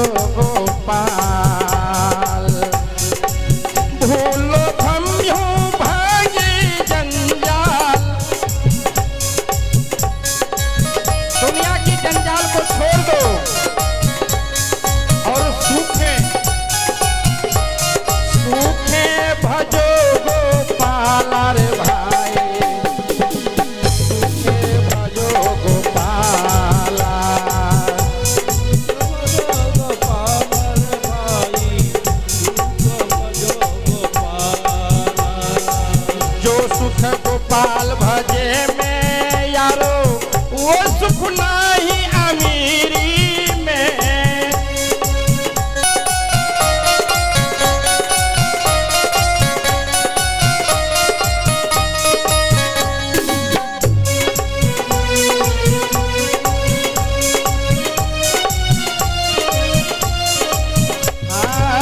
जो सुख गोपाल भजो रे भाई वो सुख नहीं परिवारी में।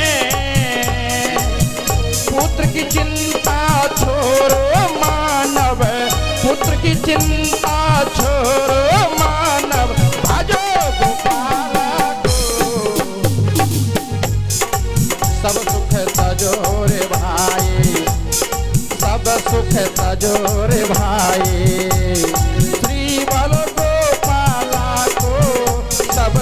तजोरे भाई हरि बोल, जय जय श्री राधे राधे।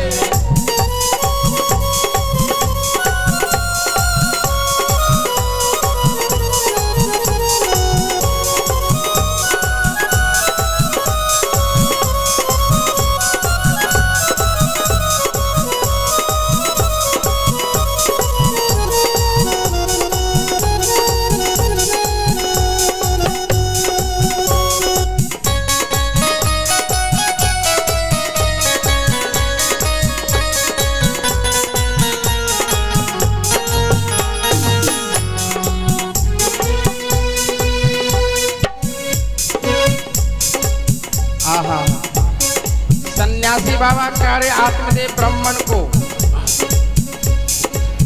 भूलो तुम भूल जाओ संसार की प्रपंची, और जो सुख दुनिया में नहीं मिलेगा वह सुख भगवान के चरण में है। दुनिया के से कोई सुख नहीं है कि भगवान के चरण में सुख नहीं है, लेकिन सच्चा भाव से अगर तुम भजन करोगे तब। कहते हैं प्रभु इसीलिए तुम सबको तज जाओ। लेकिन आत्मदेव ब्राह्मण ने क्या कहा, नहीं हमको तो पुत्र की प्राप्ति होना आवश्यक है। बोल दो द्वारकाधीश भगवान की। सन्यासी बाबा ने कहा पुत्र नहीं हुआ ये अच्छी बात है, नहीं नहीं हमें तो पुत्र चाहिए भगवान। अरे जीव जंजाला, पुत्र अगर हो जाएगा तो भूलम मैथयुम भागी जंजाला, सूखे भजी सुश्री गोपाला।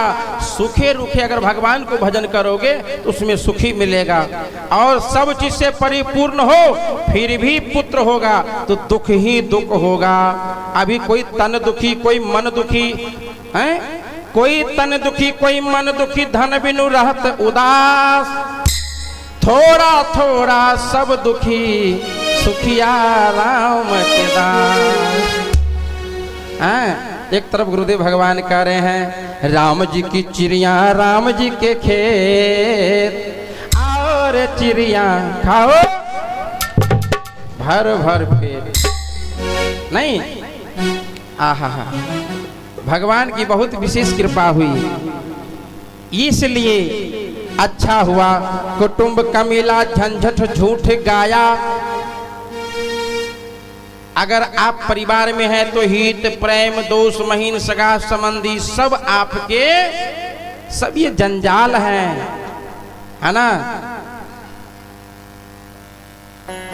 और कितने आदमी कहेंगे महाराज 10 साल हो गया आपने नंबर लिया हमको कॉल नहीं किया।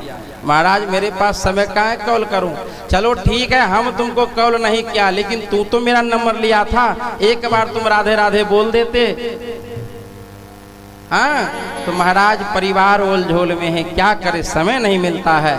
तो तुम परिवार में हो तो समय नहीं मिलता है, हम तो अपने ठाकुर में मगन है, ठाकुर जी की सेवा से फुर्सत हो तभी तो कॉल करे हैं।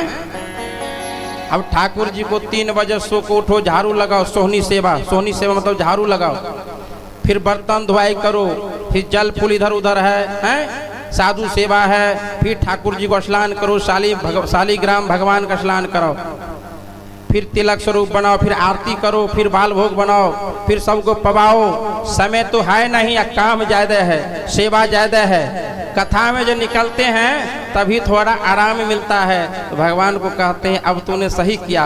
और जब आश्रम पे जाते हैं तो लाख जंजाल फिर आ जाते हैं, भजन भी नहीं कर पाते हैं। लेकिन भजन वही है मेरा सेवा महाराज। और एक बात बताऊं, भागवत कथा में अगर भगवान की भजन और भगवान की श्रुता में अगर हम लोग गोता लगाते रहें तो दुनिया का तमाम सुख और दुख छूट जाता है। जो सुख मिलना चाहिए उचित, वह सुख भगवान के शरण में मिल जाते हैं। आहा, आज सन्यासी बाबा आत्मदेव ब्रह्मन को समझा रहे हैं, लेकिन आत्मदेव ब्रह्मन नहीं समझ रहा है, जिद ठान लिया है नहीं हमको पुत्र चाहिए, पुत्र मत चाहिए। क्यों?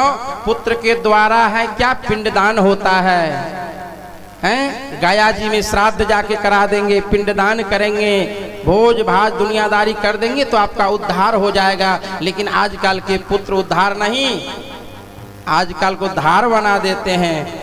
हाँ? भगवान कह रहे हैं आत्मदेव ब्रह्मन से कि पिंडदान अगर करनी है ना तो पुत्र के हाथ से चाहते हो, लेकिन अगर स्वयं अगर पिंडदान करना चाहते हो अपने द्वारा ही अपनी आत्मा का संसार रूपी संसार में समुद्र से उद्धार करने का उपाय हो। क्या ये संसार समुद्र में रह करके ये जीव रूपी शरीर रूपी जीव और आत्मा को अगर आप शांति देना चाहते हैं तो आप अधोगति और जीव का उद्धार स्वयं करने चाहते हो तो मनुष्य को चाहिए कि प्रभु की शरणागति में ही हम लोग आ जाए, वही अच्छा होगा। तमेव विद्युत्वति मृत्युवति नन्यः पंथा विधतन्यः। मनुष्य मृत्यु का उल्लंघन कर जाता है और परम पद की प्राप्ति के लिए अपने पिंडदान करो। यानी अगर मनुष्य को अपना पिंडदान ही अपना स्वयं करना चाहिए। इसीलिए जब सन्यासी लोग सन्यास ग्रहण करते हैं हम लोग में, तो सन्यास लेने के समय में ही उनका कर्म क्रिया हो जाता है। बाल मुड़ाओ, जनेऊ, सब कुछ कर्म क्रिया उनका हो जाता है तभी, है ना। और आज से बस भगवान सेवा करो। आत्मदेव को आत्महत्या करने से बचा रहे हैं। नारायण नारायण करो तो तुम्हारा उद्धार हो जाएगा।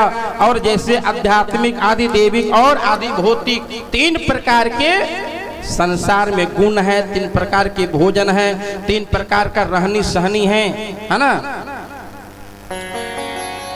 श्रीमद् भागवत कथा तीन प्रकार से सुनाया जाता है और तीन प्रकार से भगवान शास्त्र में वर्णन आया है। आध्यात्मिक, आदि देविक और आदि भौतिक नहीं, लोकाचार में भी हैं।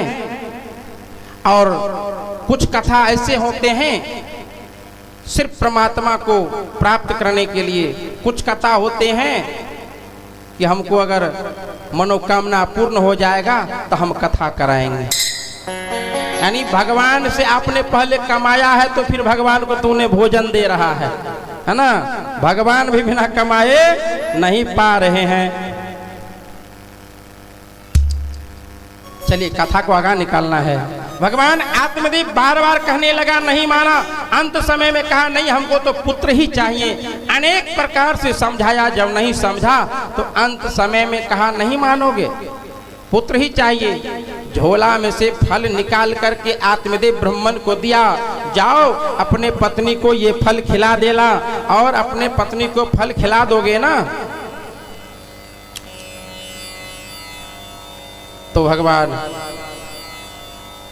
अगर ये फल खिलाने के बाद तुम्हारी पत्नी अगर सदाचार में रहेगा, भगवान का भजन कीर्तन ध्यान योग साधना करेगा, तब तो तुम्हारे पत्नी के गर्भ से तेजस्वी पुत्र जन्म लेगा। बाकी बात अब तुम्हारी इच्छा हुए।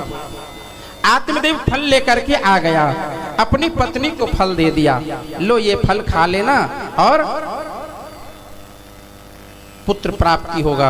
आत्मदेव फल दे करके अपने चला गया जिजवानी में। धुंधली की बहन नित्य प्रत्येक दिन आया करती थी, क्योंकि ये दोनों बहन उसी गांव में रहती थी।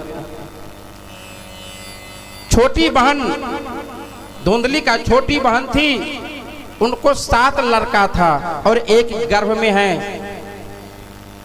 महाराज जैसे आया तो धुंधली ने कहा कि आज तुम्हारा जो रिश्ता है उस रिश्ता का भाव लेकर के कहा कि आज फल ला करके दिया है और कहा है खा लेने के लिए, उससे हमें गर्भ धारण होगा, फिर हमें पुत्र की प्राप्ति होगा। हे बहन, पुत्र तो हमें चाहिए लेकिन बिना दुख का, दुख हमें नहीं होगा और दुख नहीं होना चाहिए। ऐसे पुत्र अगर हमें हो जाए तो ठीक है, और दुख सह कर के पुत्र प्राप्त करना हमारी बस की बात नहीं है। तो छोटी बहन ने कहा इसमें क्या बड़ी बात है, अगर फल खा लेंगे तो गर्भ हो जाएंगे, पेट बड़ा हो जाएगा, गांव में आग लगेंगे, डाकू आएगा, मार पछाड़ करेगा, फिर हम भाग नहीं पाए। और उस समय में तो ज्यादा ये सब होता था, घर में आग लगी। और तो और जी का थोड़ा बहुत ये था, वो बोला अगर गर्भधारण होगा तो मेरा भोजन पानी में भी कुछ छोड़ना पड़ जाएगा, इसीलिए हमको पुत्र तो चाहिए लेकिन बिना कष्ट का। छोटी बहन ने कहा तो बहुत सुंदर बात, हमको 7 लड़का है, एक गर्भ में है, अगर ये जब होगा तो हम तुमको ये पुत्र दे देंगे। अपने पति से कह देना कि अब आपके यहाँ पुत्र का जन्म हो गया है। बोलिए द्वारकानाथ भगवान की जय। ठीक है, समय हिसाब से वही किया। धुंधली ने फल नहीं खाया, जा करके गौ माता को फल खिला दिए कि आत्मदेव ब्राह्मण गाय की सेवा करते थे। महाराज समय बीतता गया, समय बीतता गया, उसकी बहन को पुत्र की प्राप्ति हुआ। बहन आ करके बोला जो अब मेरे गर्भ से पुत्र जन्म हो गया, इस पुत्र को तुम रखो, हम तो आते जाते रहते हैं, दूध पिला देंगे। अपने पति से कह देना कि पुत्र हो गया।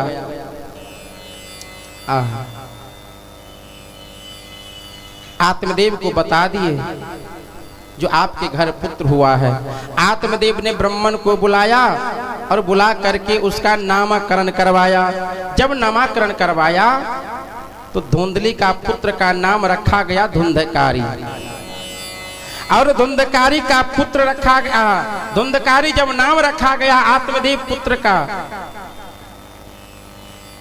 तो कुछ ही दिन के बाद, ज्यादा दिन नहीं, 3 महीना के बाद गाय के गर्भ से भी जो फल खिलाया था, से गाय के गर्भ से भी मनुष्य रूप बालक जन्म लेता है।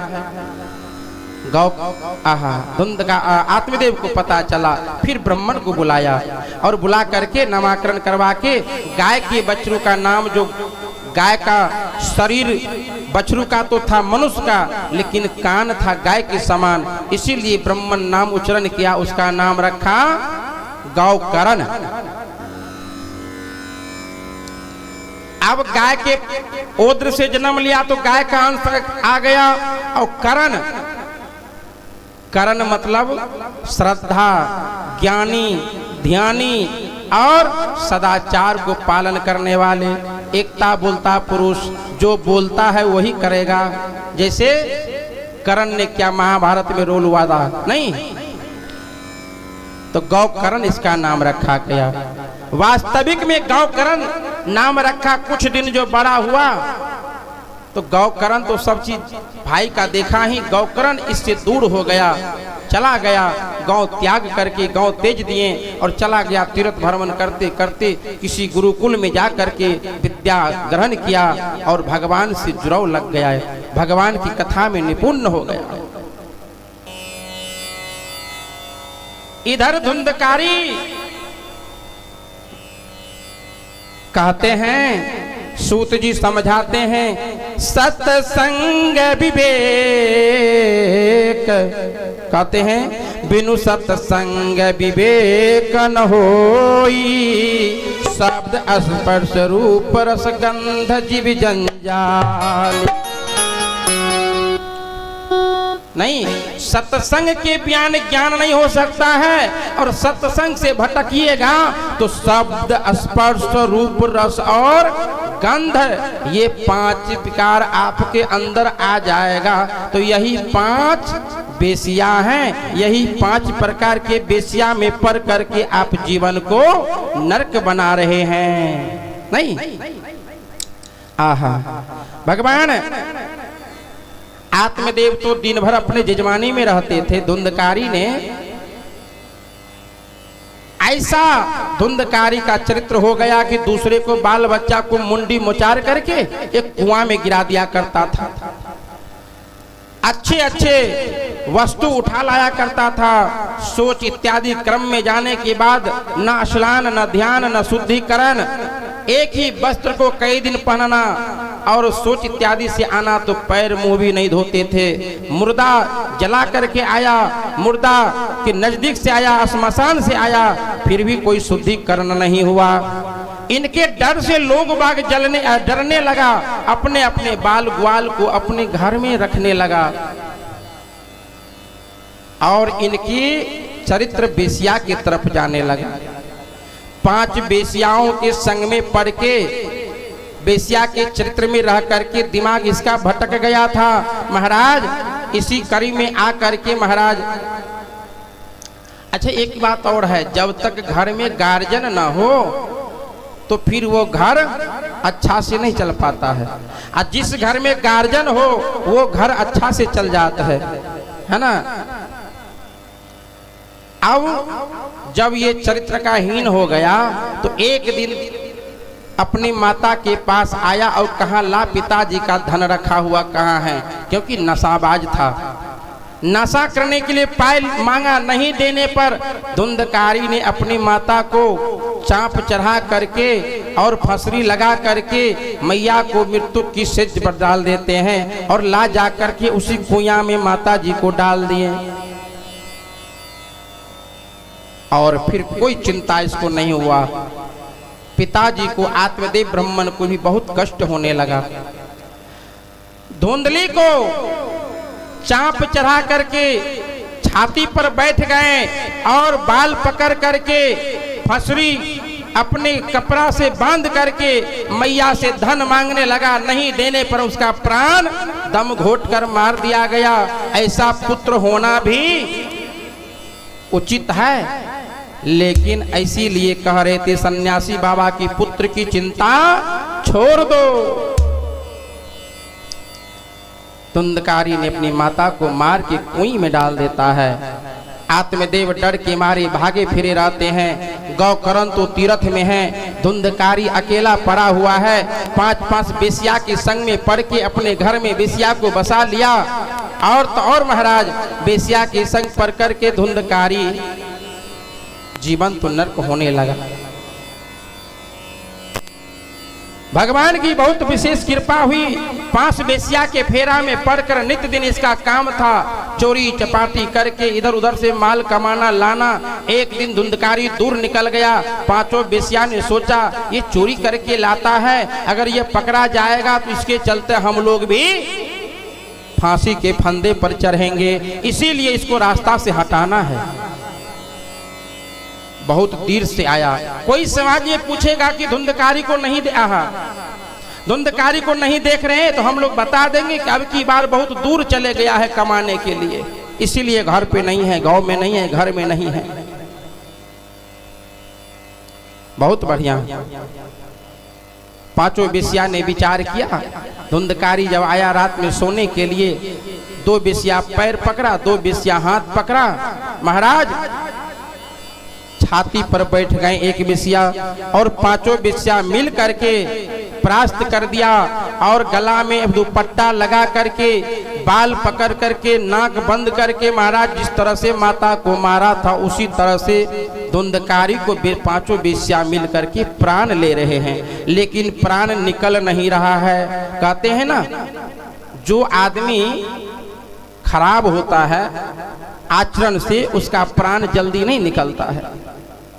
5 बेसिया परेशान हो गया, जो प्राण नहीं निकला तो क्या किया जाए। एक धूनी लगवाया गया, उसमें धूनी में लकड़ी जलाया और जलती हुई लकड़ी मुख में डाल करके उनका प्राण निकाला गया। बोल दो भक्त वत्सल भगवान की।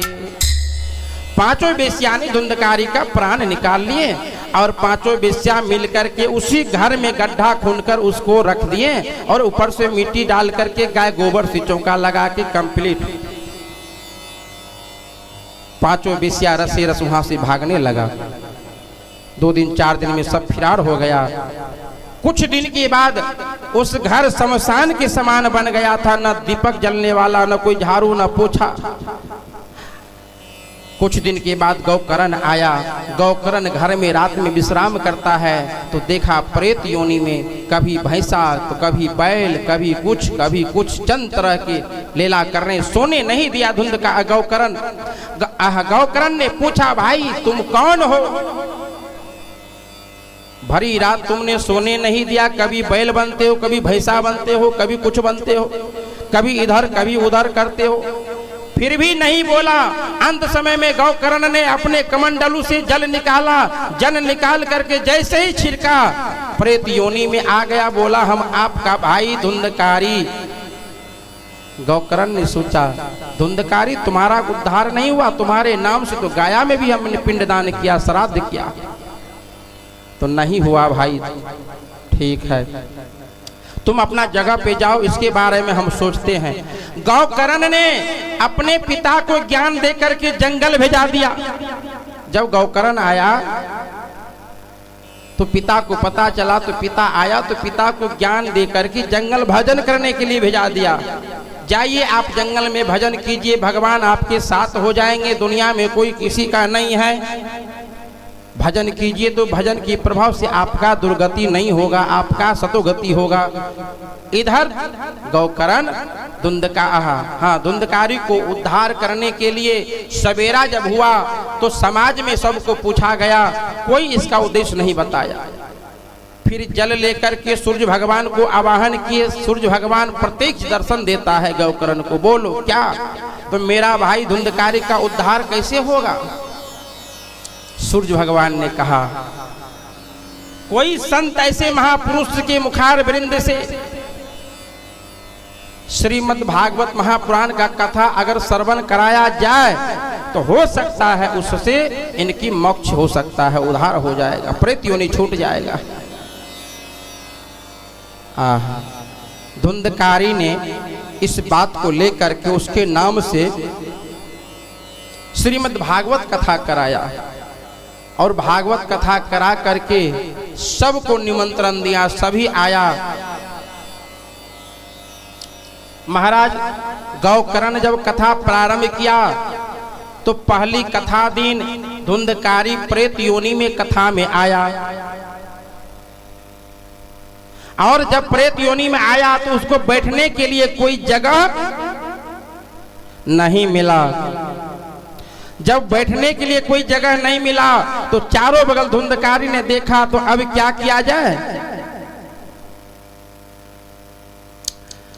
अंत समय में धुंधकारी ने चारों बगल देखा तो देखा जो एक सूखा हुआ बांस है, उसी बांस के छिद्र से प्रवेश कर गया बांस में। पहला कथा दिन जैसे ही कथा प्रारंभ हुआ और विश्राम हुई, कथा आरती के बाद पहला गांठ फट जाता है। दूसरे दिन दूसरा गांठ, तीसरा दिन तीसरा गांठ, इसी प्रकार से जैसे 7 दिन 7 गांठ फट जाते हैं महाराज, तो 7 गांठ फटने के बाद आरती होता है और गौकर्ण धुंधकारी की कथा में साक्षात दर्शन देते हैं। गौकर्ण ने पूछा, आप कौन हैं? आहा, कहते हैं साथी है मित्र गंगा जल बिंदु पान तक, अर्धांगिनी बढ़ेगी तो केवल मकान तक। साथी मित्र गंगा जल तक और अर्धांगिनी बढ़ेगी तो अर्धांगिनी केवल मकान तक। अगर पति कमा के आते हैं ना तो जेब निहारते, आज क्या कमा के लाए हैं, घर नहीं है, मकान देखते हैं, उसकी शरीर को नहीं देख रहा है, शरीर पर खून नहीं है, वस्त्र नहीं है, पत्नी को कोई परवाह नहीं है, लेकिन धन चाहिए।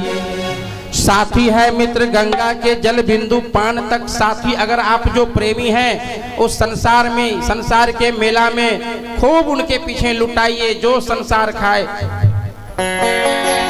कुछ ऐसे भी होते हैं कि आपका खूब खाएगा, वो खिलाने का हाल नहीं जानते हैं,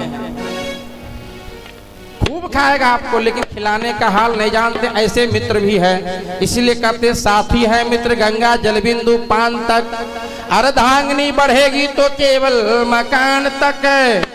परिवार के लोग साथ चलेंगे तो केवल श्मशान। अगर मेरा शरीर छूट जाए तो ज्यादा से ज्यादा आप लोग क्या करोगे, श्मशान तक जाओगे हैं, दाह संस्कार करा दोगे, इससे ऐसे क्या कर सकते हो। साथ तो नहीं जाओगे ना, तो साथ कर्म ही जाता है महरुज। इसीलिए कहते हैं परिवार के लोग साथ चलेंगे श्मशान तक। अरे भैया बेटा बेटा भी हक निभाएगा तो अग्निदान तक। आहा, परिवार के लोग शमशान तक, बेटा भी हक निभाएगा तो अग्नि दान तक। इसके आगे तो हरि के भजन है, बिनु अकेला रे भाई। इसी से आगे हरि के भजन ही साथी है रे भाई। हरि के भजन बिना, हरि के भजन बिना अकेला रे साथी। इसी से तो आगे हरि का भजन है, इसी से अकेला हरि का भजन है। हरि के भजन बिनु, हरि के भजन बिनु अकेला रहेगा है साथी रे मन। ये तो 2 दिन का मेला, फिर तो अकेला झमेला किस बात के, झमेला किस बात के रे मन। 2 दिन का मेला, झमेला किस बात के रे मन। ये 2 दिन का है मेला, रे मन 2 दिन का है मेला, काया ना जग का झमेला। हाँ काया ना जग का झमेला रहेगा। किस काम किया ऊंचा जो तू महल बनाया है, किस काम का जो ये तूने ऊंचा महल बनाया है, किस काम का लाखों का जो तूने जोर जोर के करोड़ा बटोरा है। रथ हाथियों का झुंड भी किस काम का आएगा। तुम जैसे यहाँ आया था वैसे ही जाना पड़ेगा। तेरे सफर में सवारी के खातिर कंधे पर ठठरी का ठेला रहेगा।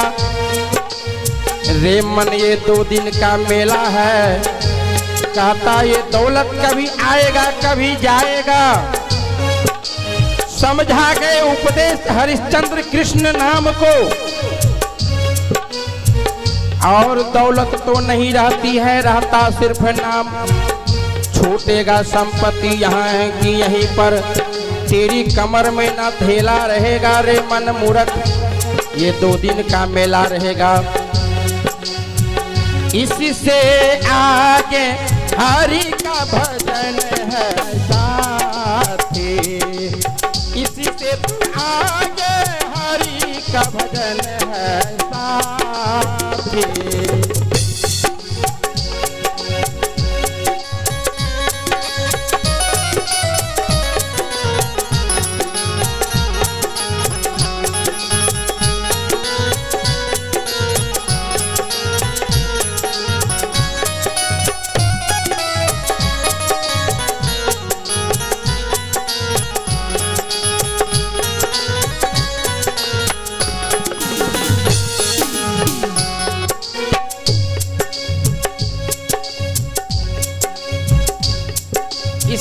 आगे तो हरि का भजन ही है, साथ ही सब अर्धांगिनी केवल मकान तक, और बेटा भी हक निभाएगा तो अग्निदान तक। आहा, धुंधकारी ने सतमा कथा के दिन जैसे गांठ फटा,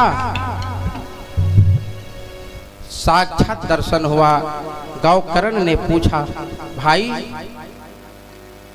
अब तुम, हाँ अब तो मेरा उद्धार हो जाएगा, अब तो हम मोक्ष प्राप्ति कर लेंगे। तो ठीक है। जैसे गौकर्ण का शरीर छूटा और फिर मनुष्य तन में आ गए महाराज, तभी भगवान के पार्षद रथ लेकर के आ गया। किसके लिए? गौकर्ण के लिए। तो जैसे गौकर्ण के लिए आहा, भगवान की कथा वक्ता तो गौकर्ण है। भगवान जैसे ही रथ आया तो रथ लेकर के जैसे रथ लगाया अग्नि में, साक्षात खड़ा हो गया और धुंधकारी के आगे कल जोड़ लिया कि आपके लिए विमान लगा हुआ है। तो धुंधकारी ने हाथ जोड़ लिया कि जो ने हमें इस रास्ता पे ला करके इस शरीर को पूर्ति किया है, पहले उनसे अनुमति तो लिया जाए। गौकर्ण को कहा, तो आप लोग कौन हैं? तो हम लोग भगवान के पार्षद हैं। धुंधकारी ने पूछा, तो कहाँ आए हैं इनको ले जाने के लिए? ठीक। धुंधकारी ने कहा, आपके बिना हम नहीं जाएंगे। जब सत्य साथ में रहेगा तो कोई डर नहीं रहेगा, हम तो अकेले जाएंगे तो डर ही डर है। भगवान के पार्षद तब तक में बोल दिया कि नहीं नहीं, आप दोनों व्यक्ति को भगवान ने कहा है आने के लिए। गौकर्ण ने कहा, दोनों व्यक्ति को? हाँ। कहा, हम दोनों हम नहीं जा पाएंगे। क्यों? बोला, धुंधकारी जाएगा, हम तो तब जाएंगे कि जब तक ये श्रोता भगवान जितने कथा में उपस्थित हैं सभी को अगर आप ले जाएंगे तब हम चलेंगे। भगवान के पार्षद ने कहा, तो इतना आज्ञा तो नहीं है सबको ले आने का, तो हम नहीं जाएंगे। क्यों? अरे समाज को एक डोर बाग में बांट करके बांध करके धर्म की ओर अगर ले चलेंगे, यही मेरा धर्म है, और हम अकेले चले जाएंगे तो ये मेरा धर्म नहीं है। इसीलिए तो एक फल को बांट विचार करके खाए थे पांचों पांडव नहीं। महाराज, श्रीमद् भागवत से यही सीख मिलता है कि हम लोगों को जीवन में प्रेम की जीवन जीना चाहिए, और कोई भी वस्तु पर प्रेम से अगर आप करेंगे तो एक के बदला दो, दो के बदला चार, ऐसे उन्नति होते रहेगा। कोई कमी भगवान की कृपा से नहीं रहते हैं। इसी कड़ी में इसका ये हुआ, और भगवान की कृपा से अंतिम में पार्षद लोग सारे श्रोता भगवान को बिठाया, धुंधकारी को बिठाया, और फिर ये बैठे और बैठ करके सब जो हैं भगवान की वहां गए हैं, और भगवान को वहां जा करके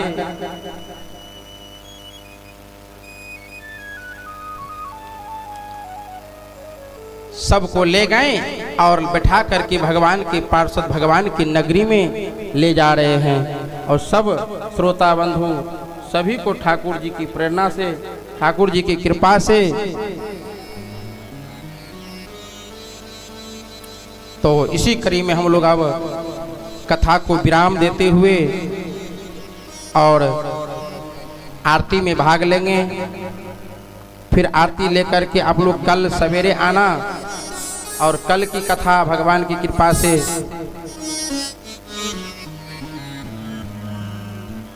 आप लोग श्रवण करेंगे। समय को ख्याल रखते हुए, गर्मी का भी मौसम है तो इसीलिए थोड़ा कुछ नहीं साथ में जाएंगे, ना कुछ लेके हम लोग आए हैं, ना कुछ लेके जाएंगे। एक दो भजन से सेवा हो जाए, फिर हम लोग आरती में भाग लेकर के प्रसाद लेके अपने अपने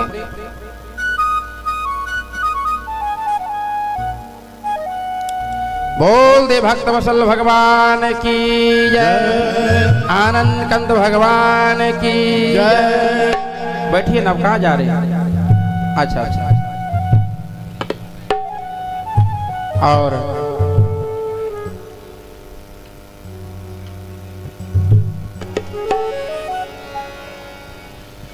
बंगला अजब बनाया। देखो ये धुंधकारी और आत्मदेव ब्राह्मण पे भजन आधारित है और हम लोग के ऊपर भी भजन आधारित है। ये भगवान की बहुत विशेष कृपा हुई जो आप लोगों का दर्शन हमको हुआ और हमको भगवान की कृपा इतना हुआ जो आप लोग को भगवान की कथा सुनाने का मौका मिला है ना। और भगवान की कृपा रही तो अभी तक में इस क्षेत्र का 2 कथा फाइनल हो चुका है और 2 कथा नंबर में है ना। क्यों कि हम तो पैसा लेते नहीं, साधु शरीर है और खुशी दान महा कल्याण। और विशेष विशेषता में जाओगे तो हमारा टीम आएगा तो फिर खर्च होगा। अब लैब वाले हैं, कलाकार हैं, ब्राह्मण हैं, मेरा सेवादार है ना। यहाँ तो हम अकेले हैं अभी, तो यहाँ व्यवस्था जो किए हैं ये सब जो आप देख रहे हैं कलाकार बंधु को, ये सब तो समझिए भाई लोग हैं तो साथ दे रहे हैं, लेकिन बंधा हुआ नहीं है। तो फिर भी सब आदमी साथ मिलजुल करके हम लोग भगवान के नाम का गुणगान करें। और ऐसे ही हमारा विचार है इधर तब भी आएंगे तो इन्हीं लोग को साथ रखेंगे। साथ दीजिएगा ना? हाँ ठीक, चलिए। बंगला अजब ही बनाया महाराज, जामे नारायण बोले। अब इसको तुलना किया जाए तो पंच बौद्धिक शरीर भी बंगला है, घर मकाम 2 महला तन मिला ये भी मकामे है। बंगला अजब बनाया महाराज, जामे नारायण बोले, नारायण बोले, जामे नारायण बोले, नारायण बोले, जामे नारायण बोले। बंगला अजब बनाया है महाराज, बंगला अजब बनाया महाराज, जामे नारायण बोले, वामे नारायण बोले।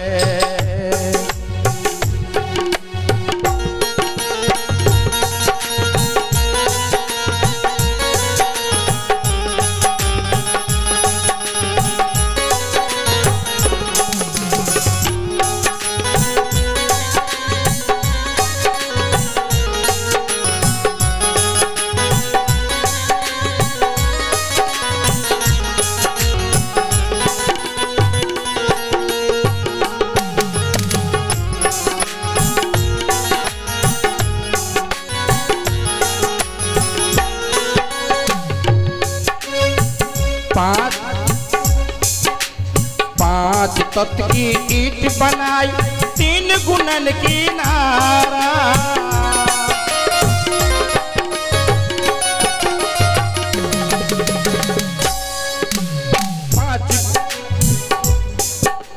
पांच तत्व की ईट बनाई, 3 गुणन की नारा। 36 सू की छत बनाई, 36 सू की छत बनाई, चेतन है चचेरा। बंगला अजब बनाया है महाराज, स्वामी नारायण बोले। बंगला अजब बनाया है महाराज, स्वामी नारायण बोले।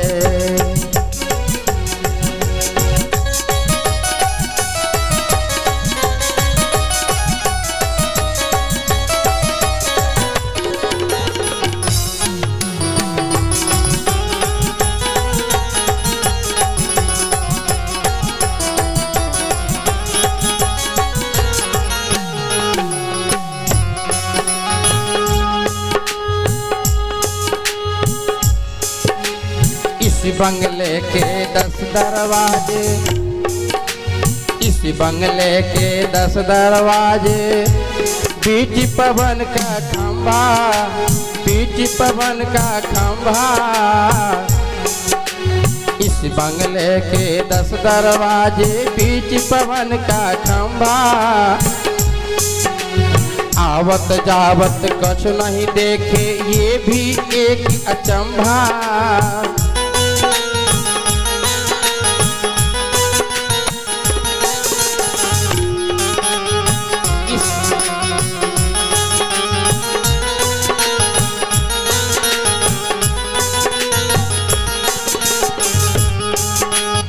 आवत जावत इस बंगले के 10 दरवाजा पीछ पवन का खंभा।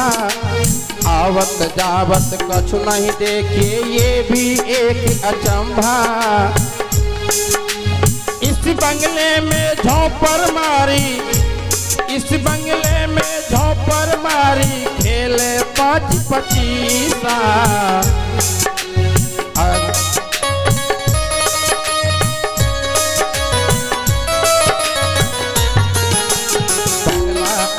बनाया है महाराज स्वामी नारायण बोले। बंगला अजब बनाया है महाराज स्वामी नारायण बोले।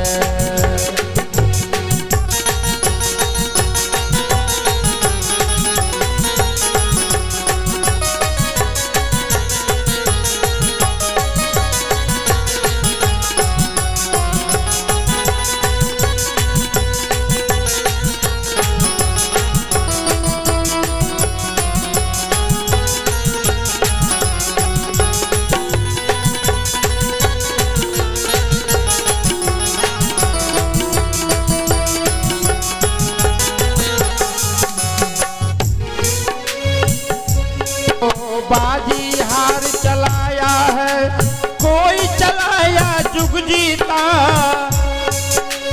इस बंगले में पातर नाचे मन में ताल बजावे। निरत सूरत का बांध घुंघरू राग छती सुगावे। कहे मछंदर सुन जति गौरख निजिए बंगला गाया। इस बंगले का गावनहार, इस बंगले के गावनहार बहुरी जन्म न पायो रे। बंगला अजब बनाया है महाराज स्वामी नारायण बोले। बंगला अजब बनाया है महाराज उसमें नारायण बोले। बंगला अजब बनाया है नारायण बोले। राधा वृषभानि दुलारी। एक वृंदावन की हमारी राधा जी का हो जाए फिर हम मैक दे देंगे अपने भाई साहब को। राधा वृषभानि दुलारी प्यारी बंसी क्यों तुम मोये रे। राधा वृषभानि दुलारी प्यारी बंसी दी जो मोई रे। या बंसी बिन चैन न पाऊं बंसी की बल जाऊं रे। या